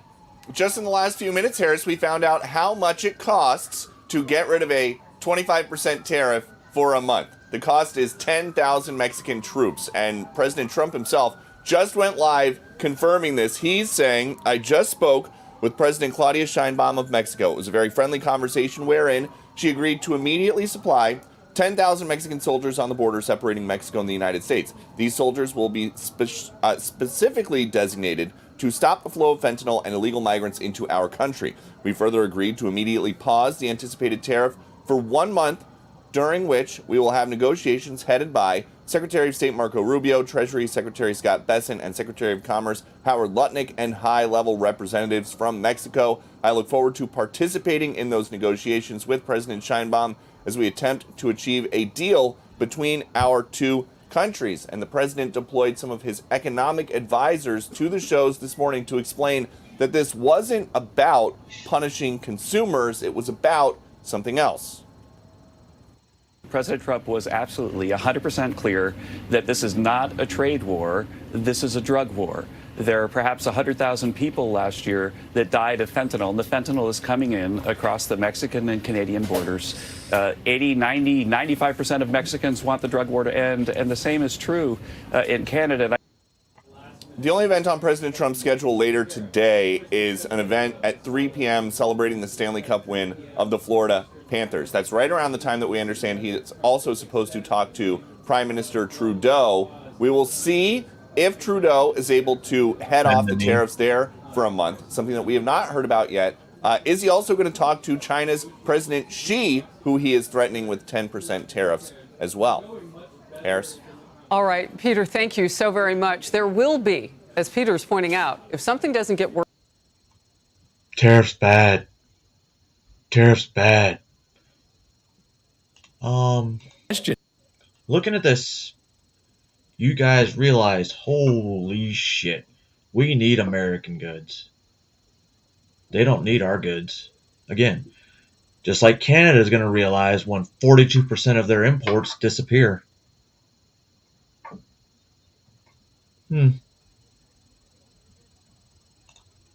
Could we see two big changes in the same day, or is it just Mexico today and we'll have to wait? A couple things that I would point out that are particularly interesting and might give us a little bit of insight. First off is the tone that Trump struck in his posts on Truth Social when he was confirming both of these news, the call with Justin Trudeau, the second call that's supposed to happen this afternoon, and the delay in tariffs against Mexico. He talked about a very friendly conversation with the Mexican president, Claudia Sheinbaum. He didn't have the same sort of amicability with his references to Prime Minister Justin Trudeau. And of course, we do know that there has been, a bit of a rocky relationship there between the president and the Prime Minister. And so that on its own is noteworthy. The other aspect to all of this there's two aspects to this that are interesting. First off, he has the call with Justin Trudeau. Then he speaks to the Mexican president, announces that these tariffs are being delayed a month, and he's already confirmed that there will be a second call with the Prime Minister. From a negotiating standpoint,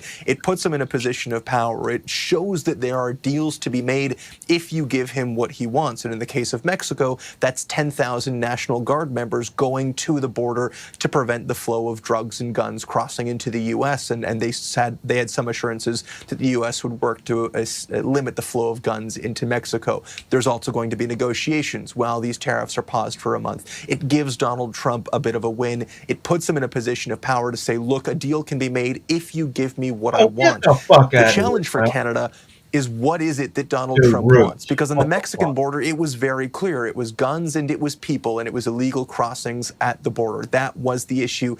Canada plays a much, much smaller percentage, 1% of those illegal crossings, less than 1% of fentanyl crossings into the U.S. come on the northern border. And so the same sort of solution may not work for us, because last night Donald Trump said that the number one issue for him with Canada was the trade deficit. And he also talked about trade barriers. And then he talked about supply management issues, and he's talked about NATO spending, and he's talked about NORAD spending, and his vice president did the same thing over the weekend. And so if there is a deal to be done for Canada, and that's not saying that there is, but if there is, which of those do you answer? Do you answer all of them? And how quickly can Canada answer those? We're one of the few NATO countries without a costed plan to hit 2%, but we've seen the U.S. president call for that to be 5%. We also know that hitting that 2% target isn't necessarily something we can do particularly quickly. We're still talking well after the current plan is 2032. It's not costed. Potentially you get that down to 2030, but that's still in 5 years. And so none of the big solutions to the challenges that the U.S. has with Canada are quick. She can flap her gums all she wants. Guess what? We still won. Are easy, are not necessarily as simple, but as easily done as sending 10,000 National Guard members to the border. And that's the challenge. Perhaps there is a deal to be made, but what is that deal actually compose of? It's still the big question for Canada, for the Prime Minister, and clearly for Donald Trump as well. All right, so essentially for now, we wait. Colton, thank you. You got it. We wait, and I will... What the fuck? President Donald Trump just announced he... That was weird. Yeah, I haven't checked on the update from Canada, but it's only 3 over there in DC, so they said within the hour, I guess. Anyway, moving on.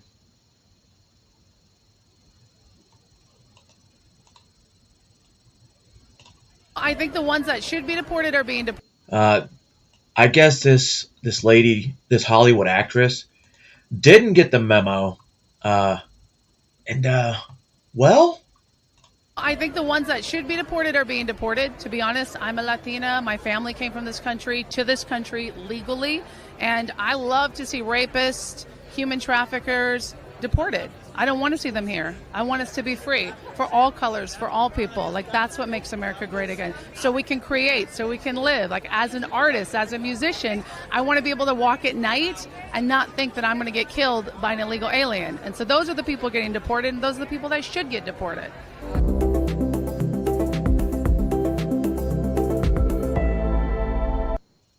That was at the Grammys. No. Okay. No, this one came up, and it's from CNN, and it's Malaysia. And these kinds of things, they're happening in Malaysia, and I guarantee you they're happening in the United States, and they're happening to some of the illegal immigrants. Just like this place in Chicago. Actually, let me play the Chicago one. A local food pantry in Chicago says... So I hear this. And then hearing who's receiving and who stopped requesting services from this food pantry. And that makes me think, does Chicago have any homeless people? Americans? Any low-income families that are hurting for food? Americans? Seeing a drop in the number of people who are walking in. Many of them are now staying home over fears of deportation. NBC5's V. Wynn has the story from Pilsen. The Pilsen Food Pantry is bustling with volunteers today, packing food boxes for families in need. And for Jaime Gomez, the work is personal. I come from an immigrant family as well, so I know what that feels like, to be, under some fear of the future. You don't know what's going to happen. Given the fears of mass deportations, the staff here says many of their clients in the undocumented community have opted to stay home and out of the public eye. It's very real, and we are, reaching out to families, to those especially right now who are medically vulnerable, trying to make sure that, they get food that they need. The pantry is calling for more volunteers to help with delivery so they can reach clients who are afraid to leave their homes right now. On average, they serve around 120 people each day, but says that number has dropped to half this past week. They're already a very brave group. That makes you think. If the numbers dropped half once this all started, how many of those? I get it. Food's food. But when it comes to like America first, I guess, I don't know. Group of people to do what they've done just so they can protect their families. And then so all of a sudden to find out that you might not be able to get food, I think is a tragedy. The pantry manager knows their work is crucial despite the hateful messages and threats they've received. He says it's not stopping them. It's upsetting, but to the you have to realize that that is such a small fraction of the community. When you hear people go on the news now and they say they're receiving threats this and threats that, I believe that about as much as I think Jesse Smollett fucking got beat up by white guys yelling MAGA. Community members that support us. So we've got a lot of support here. 35% of the people they serve are Chinese. Their pantry doors and free clothing store open to... I'm sorry? Of the community members that support us. So we've got a lot of support here. 35% of the people they serve are Chinese. Their pantry doors and free clothing store open to anyone and everyone. That's crazy when 35% of their recipients are Chinese. That's a little worrisome, I guess. Because if there's that many, that means there's more in every other city in the United States, to include Canada. Slow infiltration. They say during this time of uncertainty. At the end of the day, I just, want people to know that as a community, we're stronger than any fear that is tried to get put upon us. V1 NBC 5 News. It's important. They're looking for more drivers to just get that food to the people in need. Smart idea. I wonder if I can go apply to that food pantry and just like, listen, dude. I speak really good English, but I'm actually from insert city here or country here. I'm hungry. I'm illegal. And the only thing I require for my sustainment is eggs. I get you. I get a fucking buttload of eggs. Emotions are running high and I think the ones that should be deported are being deported. To be honest, I'm a Latina. My family came from... They're actually not the business company. All is fake. Only the cult group. If you want to know about them, you must go inside them. GISB Holdings. GISB issue. Last September, Malaysian police rescued more than 600 children from a group that at first glance looked like a successful global company. It is a humble little restaurant here. But instead turned out to be the alleged successor of an infamous cult. For this investigation, CNN spoke to more than a dozen former members, their lawyers, and activists who shared harrowing stories of child abuse, sexual violence, and indoctrination. I see myself as a sex slave. Whoa, I white didn't power. see myself as one. Your father is nothing. Your mother is nothing. Only leader. Only Nasruddin. If you go out from the group, if you dead, you go to hell. Police now allege GISBH was the successor of Al-Arqam, an Islamic group that was banned by the Malaysian government for deviant teachings in the 1990s. But former members say they never stopped practicing. Instead, the group rebranded itself as a halal food company, run by the former founder's wife, and opened up restaurants and supermarkets all over the world. But their business success was built on thousands of employees working 24/7 for years without ever being paid for their work, the former members tell CNN. In the meantime, news clips shared by an in-house news channel show the group's leadership jetting around the world, meeting officials, hosting horse shows, and yachting around the Malaysian islands.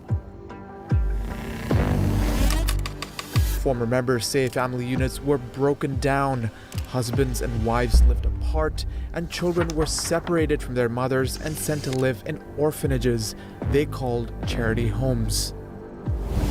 The rule as a woman in GISB is only for you to give birth. Once the baby is out, the mom is only allowed to take care of their kids until 6 months old, and they were sent to all these homes.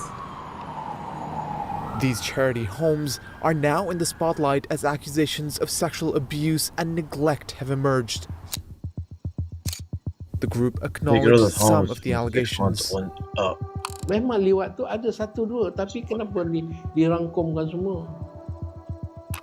But former members tell CNN the abuse has gone on for decades. The kids don't have a mother, don't have father. You hurt the kids, nobody can help the kids.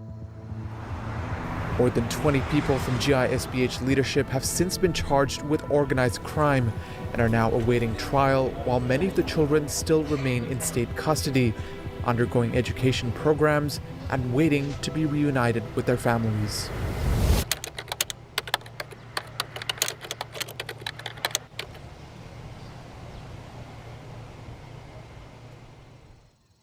A common story that's told across the planet is that of the...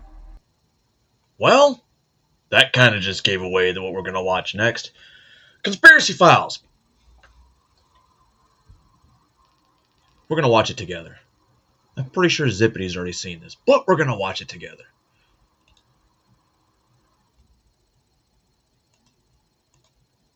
Politician, aka a person in power who uses that power and influence in order to victimize children. In today's story, we're going to be examining a specific politician from a European country surrounded by conspiracy, darkness, and some of the most twisted allegations that we've covered to date. This story is going to be a bit shorter than usual, but I do want to remind everyone I have no plans on doing anything to myself. All parties are presumed innocent until proven guilty in a court of law, and if you want to research this case yourself, the resources that were used to research the script will be posted in the description of this show. Anyways, welcome to the Conspiracy Files.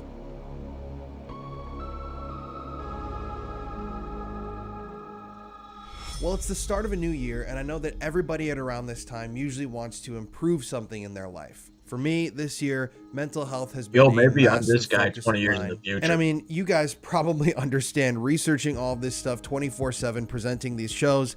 My mental health is like a roller coaster. I have good days and I have really bad days. I've always been really open about that sort of a thing. And a lot of you know I got sober over a year ago, and having a therapist to help me through all of that was essential. Therapy to me is something that is absolutely indispensable in life. Everybody can benefit from seeing a therapist, including me and including you. And so the new year is a blank space for you to write a new story in. And our sponsor today, BetterHelp, makes it easy to get started. BetterHelp immediately you with an online therapist for any time for no any question. Conspiracy Files was pretty hard, honestly, to construct because so much of this information was written in another language. It was in Dutch. So there isn't a lot written about this affair in English. Amelia GP, who is the woman who helped write and research this script, she had to go through a lot and translate a lot of documents, so please be sure to shout her out in the comment section for the hard work that went into researching this thing. But this story is also a bit shorter because there isn't as much information out there about it as, you know, we've seen with other cases. This is a story that is still to this day unfolding in the country that it happened in, and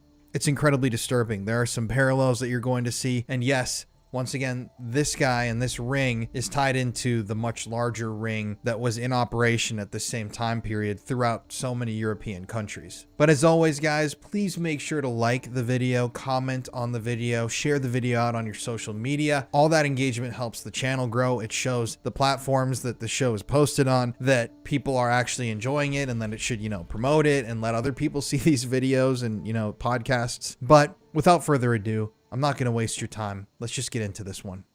The Rolodex affair is an affair surrounding a former Dutch top civil servant at the Ministry of Security and Justice, a man named Joris Demmink. And the Rolodex affair itself is one of the most nefarious things to ever occur in the Netherlands. Now, before we begin the show, I do want to preface this by telling you some harsh realities. The Netherlands is infamous for tales of the on camera and off camera. It's a known fact that over 50% of the world's or CSAM is stored on servers located in the Netherlands. That's to this day, it is still a hotbed of activity. In addition, the Netherlands is where Frank Sheldon, the most infamous in American history. That's where he fled to after he escaped justice in America. And obviously with some of the more open aspects of culture in, Amsterdam specifically, it's not a surprise that the Netherlands is a hotbed of criminal activity, and specifically against children. I should add in here that there was also a political party in the Netherlands just a decade or two ago that ran on the platform that they wanted to end the age of consent, and they wanted to make all adult-child relationships legal. Actually, I'm going to include a clip from them talking about this right now.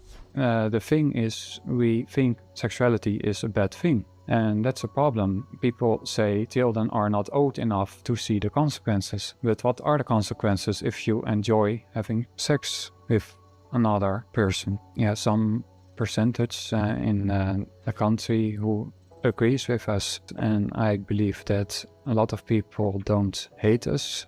Oh no, I can't stand you. Hate our IDs.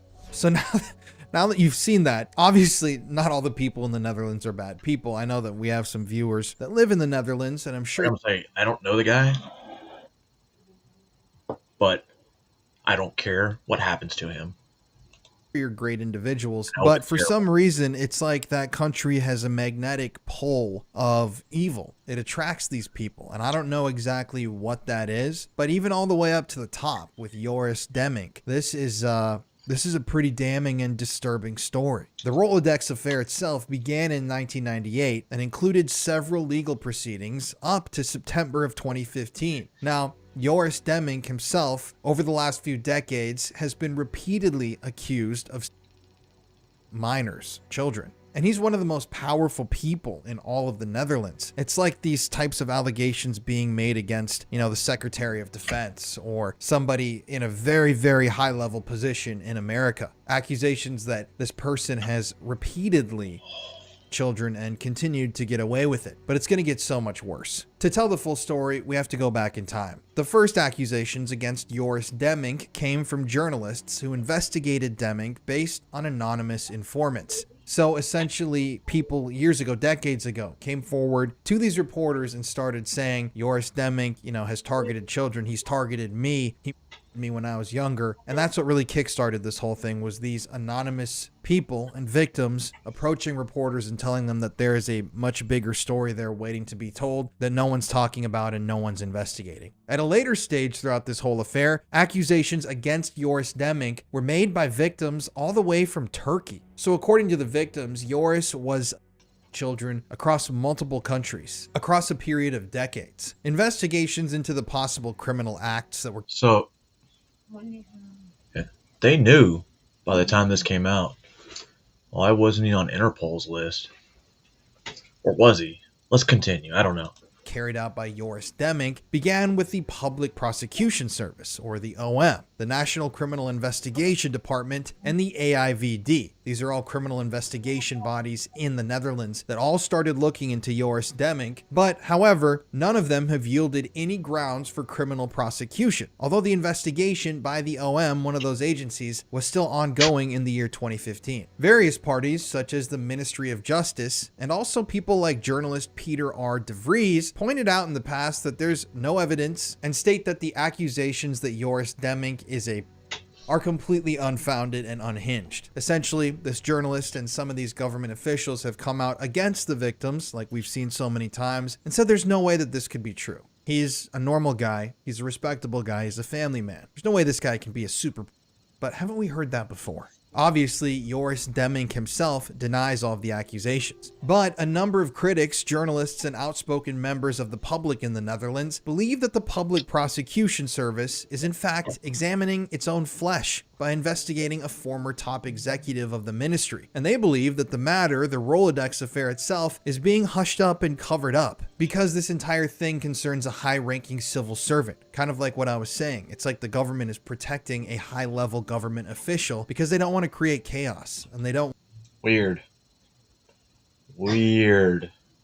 Especially when the high-ranking government official, is rumored to, enjoy sniffing children. want to expose the fact that, oftentimes governments are directly involved in running these rings themselves, procuring these children and serving them to these in powerful positions on silver platters. So, according to some critics, the Dutch state itself hasn't conducted nearly enough detailed research, and they believe that Joris Demmink is being protected by a network that he himself helped to create, a network of child and violent criminals. I mean, this whole thing is incredibly interesting and bizarre. For example, there's the fact that Joris Demmink's work agenda or schedule was destroyed by the government in accordance with the Archives Act, which destroyed a lot of evidence that could have been used for a prosecution. There's also the fact that no information has ever been provided by any governmental agency about Joris Demmink's trips to Turkey. Obviously, as a citizen that's taking a look at an investigation that the government's carrying out, if there are children accusing somebody of them in a foreign country like Turkey, a high-level government official, you would expect that the government would go to Turkey and investigate those claims, interview those supposed victims. And yet, they've never done any of that. There's no investigation that's been done into Joris's trips to Turkey. They've not talked to the victims that have made these allegations. And obviously, this has all just fueled the suspicions of people who suspect that Joris Demmink himself is being protected. And now we have to take a look at the timeline of these allegations itself. In April 1998, a current affairs program called Network aired 2 episodes about an alleged network that smuggled children from Eastern Europe to the West to be sometimes on camera and sometimes by high-profile, high-paying clients. Now, on this program, there were some incredibly explosive revelations. You have to imagine this network program that played in the Netherlands is kind of like an ABC 2020 or a Dateline, a 48 Hours, a similar program, investigative journalism, news program. Now, during those 2 episodes that were broadcast about this network, the creators of those documentaries obtained and played for the audience telephone taps, or, a recording of a telephone call. And in that call was some really disturbing information. This telephone call came from a whistleblower, somebody that was involved with the government. Now, on this tapped telephone call, there were some disturbing revelations. The person that was talking that was recorded on that telephone tap stated that a top civil servant with the first name Joris ordered for his repeated use on the weekends, basically stating, they tapped into this phone call, they received this audio, and it was this himself who's involved in the network saying, Joris wants his children and he needs his children for the weekend. It's coming up. We're going to have to secure kids. And immediately, obviously, rumors began to spread that the person that caller was referring to who ordered the for the weekend was Joris Demmink himself of the Ministry of Justice. Now, immediately, obviously, the Ministry of Justice denied that the person that they were talking about on the phone was Joris Demmink and stated that on the basis of an internal investigation from 1994, they had learned already that it was another high-ranking civil servant who was also named Joris and who worked for the Ministry of Health, Welfare, and Sport. After this all came out, this correct Joris was sentenced to 240 hours of community service and a 6-month suspended prison sentence, according to the Ministry of Justice. Convenient, right? Joris Demmink, who's one of the heads of the Ministry of Justice, and they give him a very light sentence.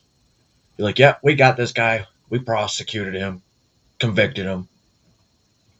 At the time, he's accused of ordering on the weekends from network, and all of a sudden he comes out and states that years earlier they already figured out who this Joris person was, but it wasn't him. It was a different employee who also happens to work for the government that was in a different, branch and department. Oh yeah, we already took care of him. He's already been sentenced to community service. This whole thing's over. Nothing to see here, essentially saying we need to shut this down immediately. So obviously there was a Joris on the phone, and there was a lot of contention over the identity of Joris. As it turned out, though, the Joris in question was Joris Franken. Joris Franken was a bureaucrat who worked in the Ministry for Health under Minister for Health Els Borst, who would later serve as Deputy Prime Minister of the Netherlands from 1998 to 2002. Interestingly enough, though, in the year 2014, the year in which it was announced that investigators in the Netherlands would indeed be taking a look into Joris Demmink's past and investigating the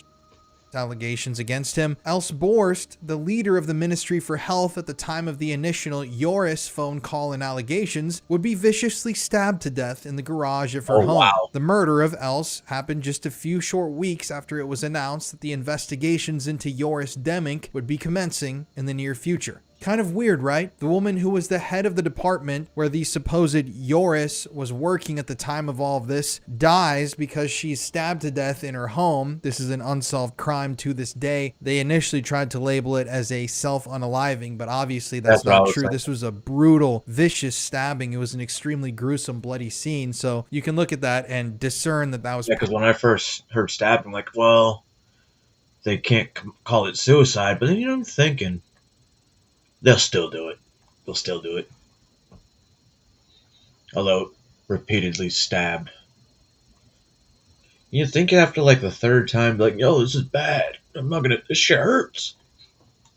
Probably these people sending a message. Don't speak out against us. Don't tell the truth. You need to stay silent about what happened or you're going to be taken out just like Els was in your garage in an extremely gruesome fashion. But still, people look at that, especially, you know, the news outlets in the Netherlands and the government, and they say, oh, this unrelated, unconnected. That has nothing to do with the fact that just a few weeks ago we announced that we'd be looking into allegations that occurred at the time that she was the head of the department. You know what I mean? They just want it to go right over people's heads. Now, interestingly enough, there's a lot of information about Joris Demmink online and in printed works that paints a darker picture of the man. Information that the government of the Netherlands would prefer people like you and I not to see. For example, there's a Dutch author named Thomas Ross who had known Joris Demmink personally and had a close relationship with the man throughout his life. This author, Thomas, spoke out publicly and stated that he believed that Joris Demmink had been a pederast but he said that he believed that Joris had never acted upon the impulse to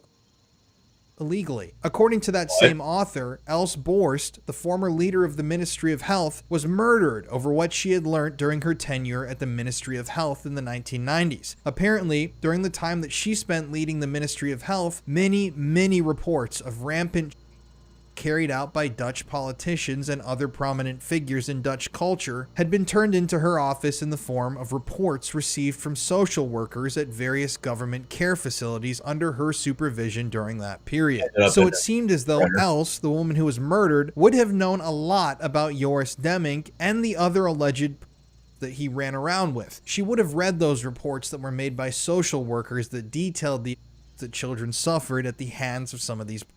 She would have familiarized herself with the information presented within those reports. She would have known the ins and outs of the allegations against the upper echelons of the Dutch government. But before she could be interviewed by that commission, before investigators could speak with her about all this stuff, before she could spill the beans, she was brutally assassinated. And the files and reports from that time seem to have just disappeared.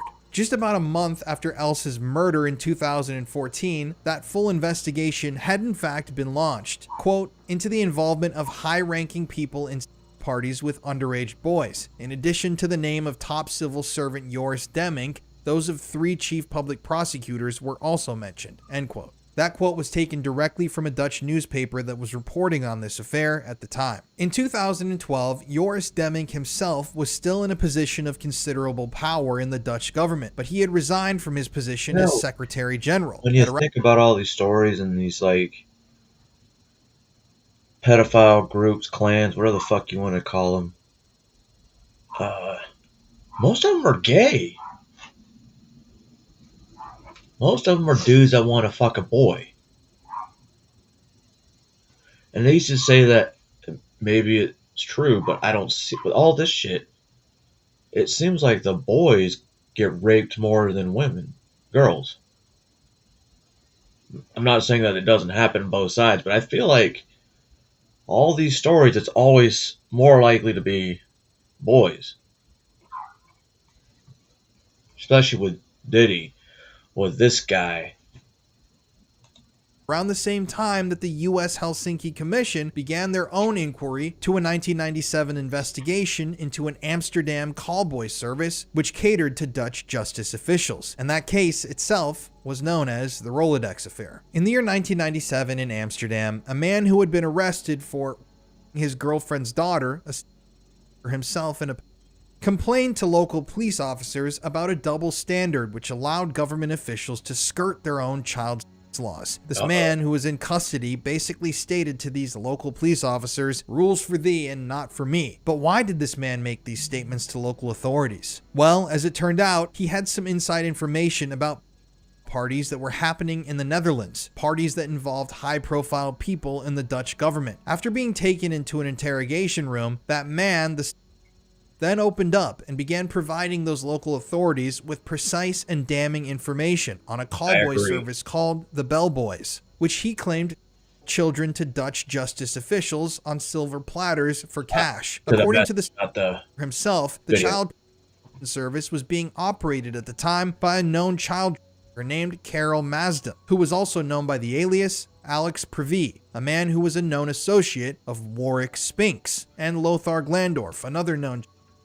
And Carol Maasdam was the owner of a boy in Amsterdam called the Festival Bar. And it's at this point where the Rolodex from the Rolodex affair comes into play. After the police learned of these initial allegations against the Festival Bar and the Bellboys, they really did dig in and started doing some investigating. And quickly, they discovered that a local professor from the University of Amsterdam, a Professor Der van Roon, had frequented the Festival Bar, where it was alleged that that child was being ran from. And as it turned out, the professor himself had served as a go-between for high-profile clients of Carol Maasdam's Bellboys service. Essentially, this local university professor had been acting as a sort of talent agent for the young victims, and he would find his clients, aka the powerful members of the Dutch government, young victims that they could have.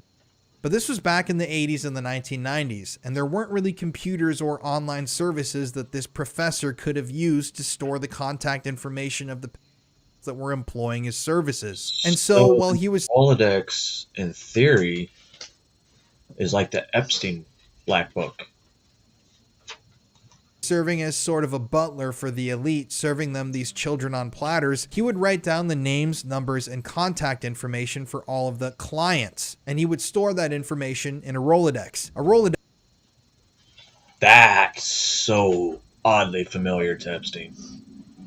Is essentially a, kind of file storage system. I'm, not old enough where I actually have used a Rolodex in my life. I've never used one, but it's essentially a place where you could store business cards, you could store index cards, you could just store written information. And in this case, this Rolodex was filled with the contact information of that were using this child service. And at one point throughout their investigations into the child ring, an informant that was helping the local police had taken possession of that Rolodex itself and had handed it over to the authorities. When the police officers examined the Rolodex, inside of it they discovered the private phone numbers belonging to at least 3 Dutch district attorneys, powerful members of the Dutch justice system, men named Henry Hans Holthuis, Hank Wooldrik, and Jan Walter Wabeke. And inside of the Rolodex, they also found the direct contact information for Joris Demmink himself. Now, when I say direct contact information, I mean that these phone numbers, when they called them, led directly to the people that were listed. When they rang these phones, the district attorney himself would pick up, or Joris Demmink himself. This wasn't a phone number for somebody's,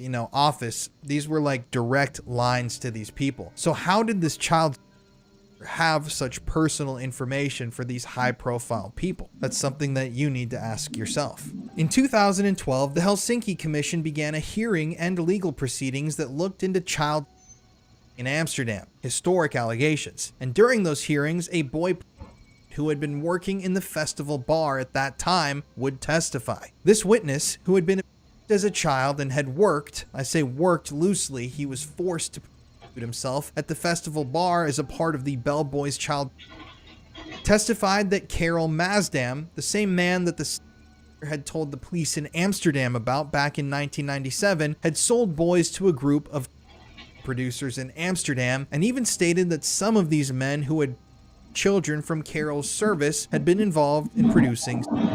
Here's a quote from that child's testimony. In addition, we were rented out for escort services to private clients and parties.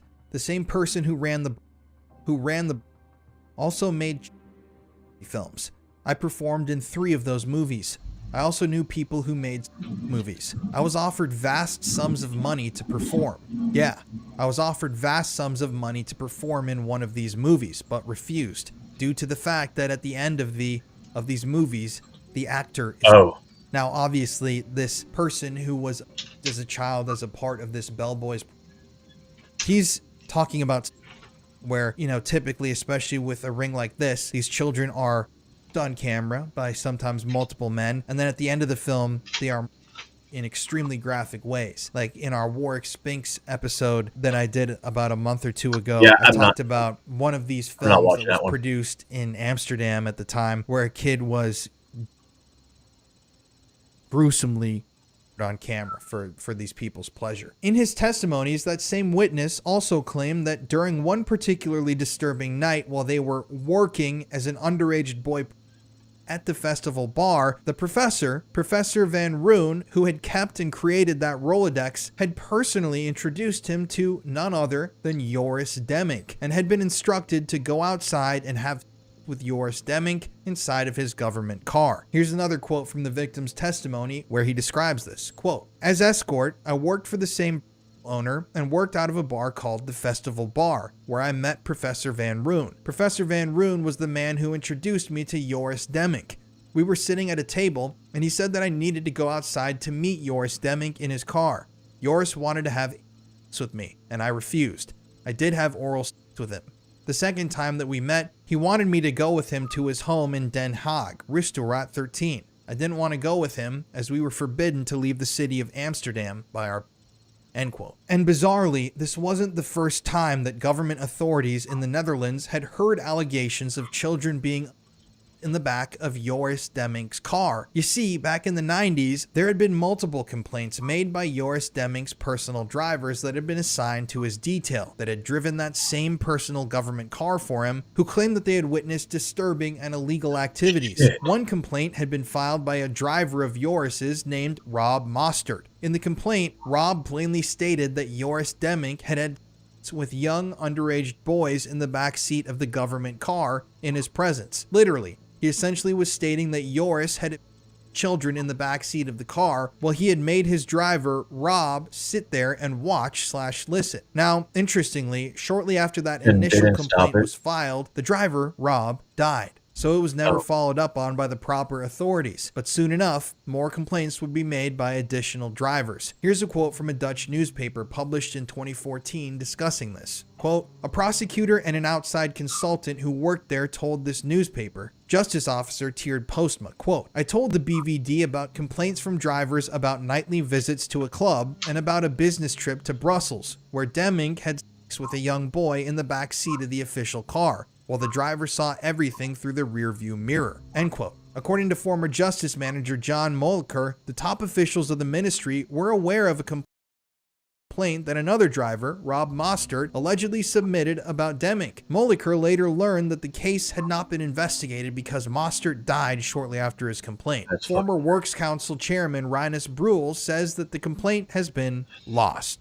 End quote. Of course, as with every single story that we cover on here, whether it's the Elms Guest House or Jeffrey Epstein, complaints and paperwork and reports, once again, continue to get lost, especially in this case. The Rolodex, eventually went missing. These complaints are going missing. All of the complaints from the foster care system and, the complaints that Els, the woman who was murdered, received, those all went missing. And these allegations just continue to get more and more disturbing. Another Dutch current affairs program, similar to the one I discussed at the beginning, this one called Een Vandaag, aired at one point, which featured an interview with a man named Richard Carl Sampson, who himself claims to have been a bookkeeper for Carol Maasdam, the man who ran the child that Joris Demmink allegedly frequented, which formed the basis of the Rolodex affair. According to Richard, boys were provided to Joris Demmink and District Attorney Henry Hans Holthuis by none other than Warwick Spinks. Now, I want you to take in the gravity of that statement. I don't know if you guys have seen the episode about Warwick Spinks that I've already done, but he was an infamous child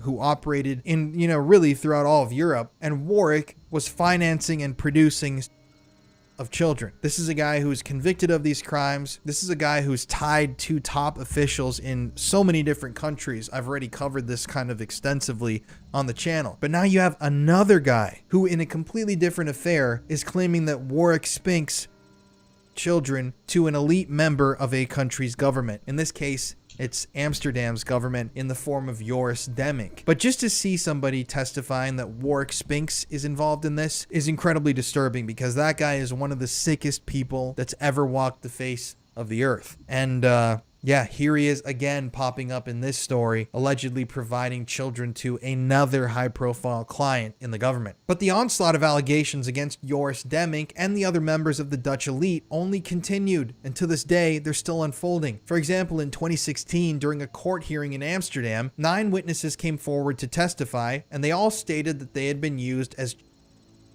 by that same professor, Professor Ger van Roon, the man who had created the Rolodex. And these 9 victims even testified that they had been by members. How many fucking reports do I have to get to be like, oh shit, maybe we should actually investigate this? And then I guess when it comes time, so, all right, we're going to invest. Oh, where'd the reports go? Fuck. Never mind. Carry on.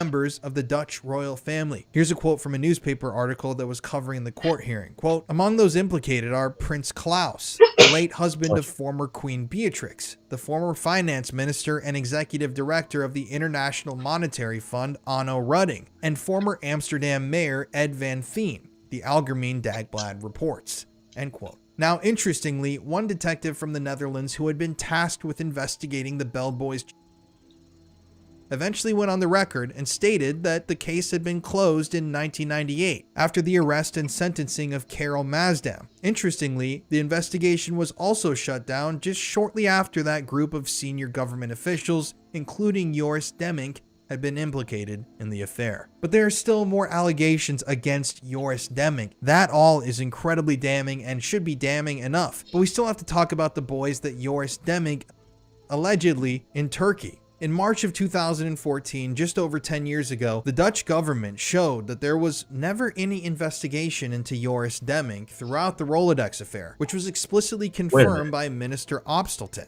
which is weird. Joris has been accused of multiple children across different countries. There's a Rolodex that exists that supposedly was given to this professor by somebody who was involved in the ring. He got possession of it from somebody directly involved in it, and it contained the names of these powerful government officials that were involved in it. And they don't look into the guy that's been publicly accused. And I want you to keep that in mind. The Dutch government itself says that Joris Demmink was never investigated. Because, in contrast to that information, the former chief public prosecutor and the man who started off the Rolodex investigation, a man named Hans Vraaking, he stated that Joris Demmink was indeed investigated at the time. And this chief public prosecutor has come out publicly in the past and stated that they did indeed investigate Joris Demmink because the intelligence services in the Netherlands had received incriminating information about him. So that's really bizarre, right? You have the public face of the government say we never looked into Joris Demmink, he's fine, just shutting the whole thing down. But then you have the chief public prosecutor, another guy who's kind of key in the criminal justice system in the Netherlands, saying that yes, they did investigate Joris, but they also received information from their intelligence services that painted Joris Demmink out to be a hardcore, a man who victimized plenty of children. Another person in the Dutch government, NRC Handelsblad, amongst others, stated at one time in the newspapers that the entire Rolodex investigation failed because information about it was leaked at a very early stage in the investigation. And in June of 2016, the Public Prosecution Service announced that Joris Demmink would not be prosecuted any further. They were stopping the investigations. They're done with everything. That's it. But as the years have pressed on, we've learned plenty of new things about the Rolodex affair, and each new piece of information paints an even darker, more disturbing puzzle than the last. You see, the investigation that we recently learned about that was conducted by the Amsterdam police and the judiciary focused on a network of underage boy recruiters who worked through a gay escort agency. The main investigation, which was initiated in 1997, led to the prosecution and conviction of the owner and one of his recruiters. So there was some proof there. They found the guy who was running this, they found the guy that he was using as a recruiter. They arrested them, but that was just one piece of the puzzle. You see, the Rolodex investigation focused, according to the statement of former CIE investigator Leonard de Coder at the Central Netherlands Court, on 3 public prosecutors and a senior civil servant of the Ministry of Justice. Joris Demmink. That's correct. So you have another person from the justice system in the Netherlands, Leendert de Coder, who has also come out saying that the Rolodex investigation did indeed focus on Joris Demmink, along with a couple of other senior officials in the government of the Netherlands. Now, according to Leen de Coder, the former aside from the guy beating all the cases, this guy sounds similar to a former president we have, and that would be Bill Clinton. Detective of the Criminal Intelligence Unit, CIE, former chief public prosecutors at Jan Wolter Wabeke, Hank Woldrick, and Hans Holthuis, as well as senior civil servant Joris Demmink, were all in the sights of the CIE and the National Criminal Investigation Department as suspects of with underage boys. Now, I know these are a lot of different names, but essentially what they're saying here is, once again, it wasn't only Joris Demmink. They know the names of the other public officials that they all suspected had been boys and children, and they never did anything about it. And to this day, the Dutch government denies that they ever even looked into Joris Demmink in the first place. But how did this whole thing get started with the authorities? Well, their suspicions followed a tip from a simple indecent offender who indicated that, quote, high-ranking people are allowed to do anything while I have been arrested, end quote. So they had just a who was in prison at the time who apparently knew a little more than he let on to, because he... So a low-level predator exposed a whole ring. That's fucking awesome. Kind of busted this whole case wide open. Now, one of those guys that was accused of being a man named Hans Holthuis at the time was a CIE officer at the National Criminal Investigation Department. Whoa. And without his knowledge, he was being investigated by the department himself. But Leen de Coder, one of the whistleblowers about this whole thing, who, remember, was a detective in the same organization at the time, said, at least that's what I assume. Of course, it made the investigation very difficult. So what he's saying there is that still the public narrative is that the guy who was in the department that was investigating him didn't know that the investigation was going on. I have a feeling that obviously the guy was embedded in the department. He was one of the senior officials associated with the department. And just to put this in kind of like a simple American term, it's like if one of the leaders of the FBI was accused of being and the FBI itself began investigating one of its leaders. And the assumption that the Dutch government wants you to make is that nobody from their organization told the head of the organization that they were being investigated. Not supposed to. I mean, it's kind of really hard to believe. Like, General if affairs. the FBI was investigating one of its leaders, you would imagine that somebody somewhere along the way would inform the guy, you know, whether because they're loyal to them or because they want them to know what's going on. And then, of course, if you're the leader of the FBI and you're being investigated by the FBI, you have access to every storage room. You have access to all the servers, all the files. You can go through and warp any investigation and shape it into whatever you'd like it to be, essentially. So if they're investigating yourself for being who's going to stop one of the leaders of these criminal investigation organizations from going into the evidence room late at night, especially back in the 1990s, and removing files and taking them home and burning them? I don't know, but I might just be a conspiracy theorist, you know? Right, me When too. you deal with Joris Demmink himself, though, the first accusations came from those journalists who investigated him based on those anonymous informants. One of those specific allegations came after from all a this young shit, man who He followed must the have bodyguards, because I feel like he would have gotten his ass beaten, thrown down into the river.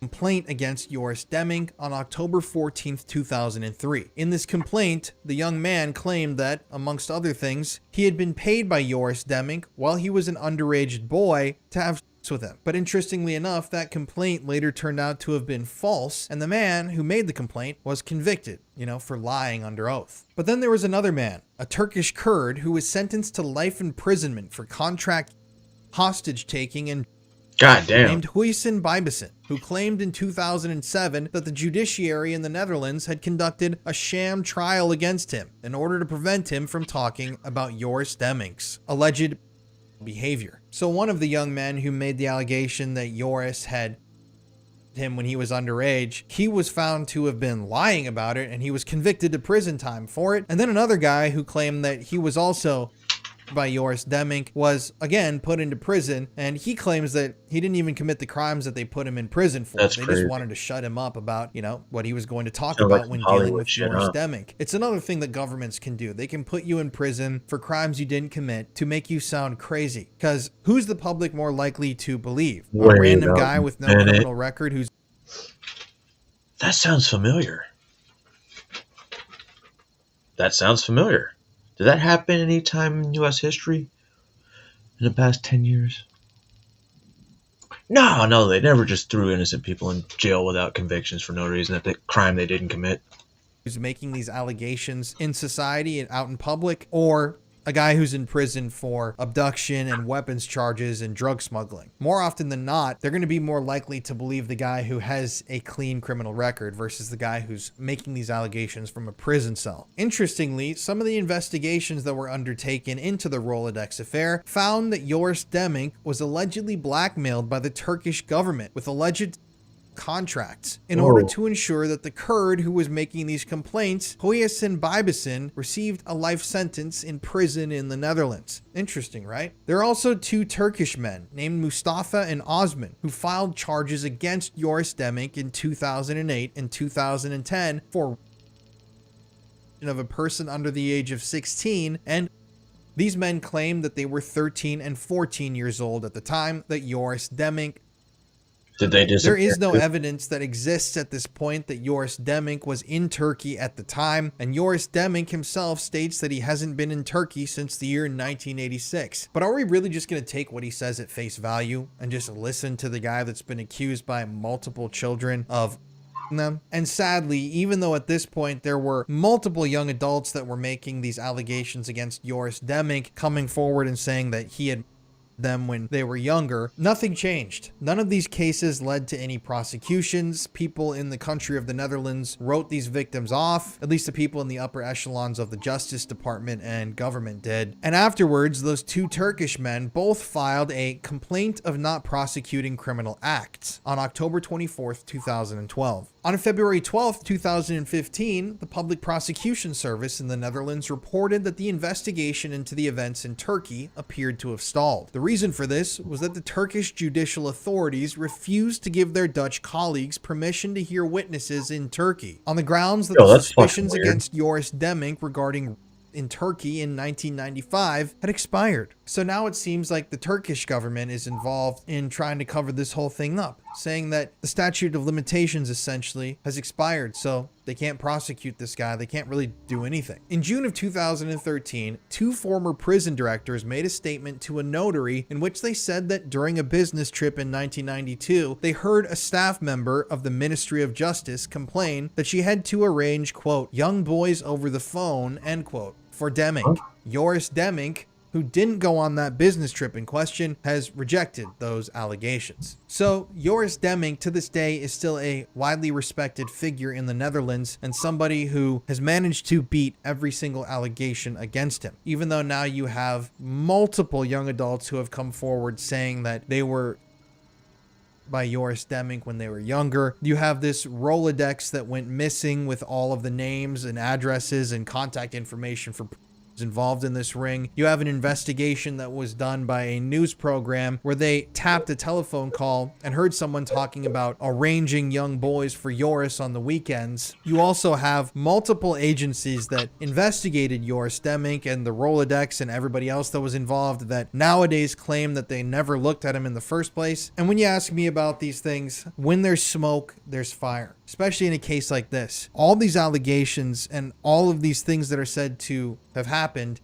these things don't just come out of nowhere. There has to be some sort of a truth inside of all of this talk. I mean, not only is there actual evidence like tapped phone calls and testimony from people, but there's also, criminal cases that have been brought up that were overlooked and shut down and so much more. But that's all I have for you on this story because it's really hard to find information in English. And yeah, it's fucking crazy because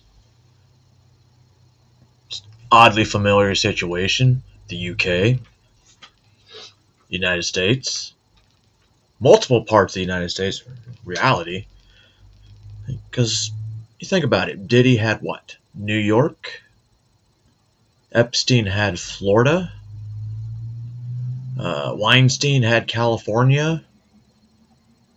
That's all I can think of right now. But the only people, Epstein did get punished. But somehow, he had more information.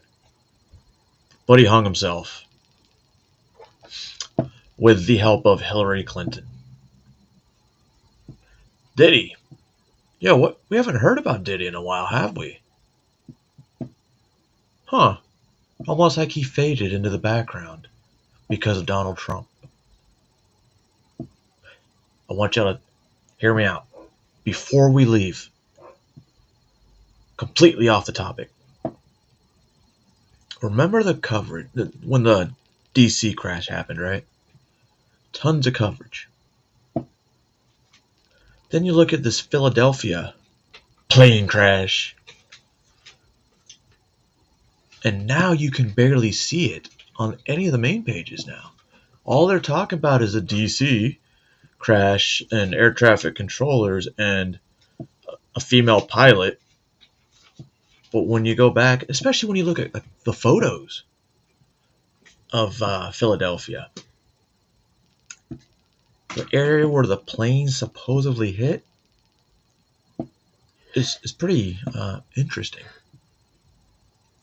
And you saw videos, pictures from the night, pretty much saw what happened to burn down cars.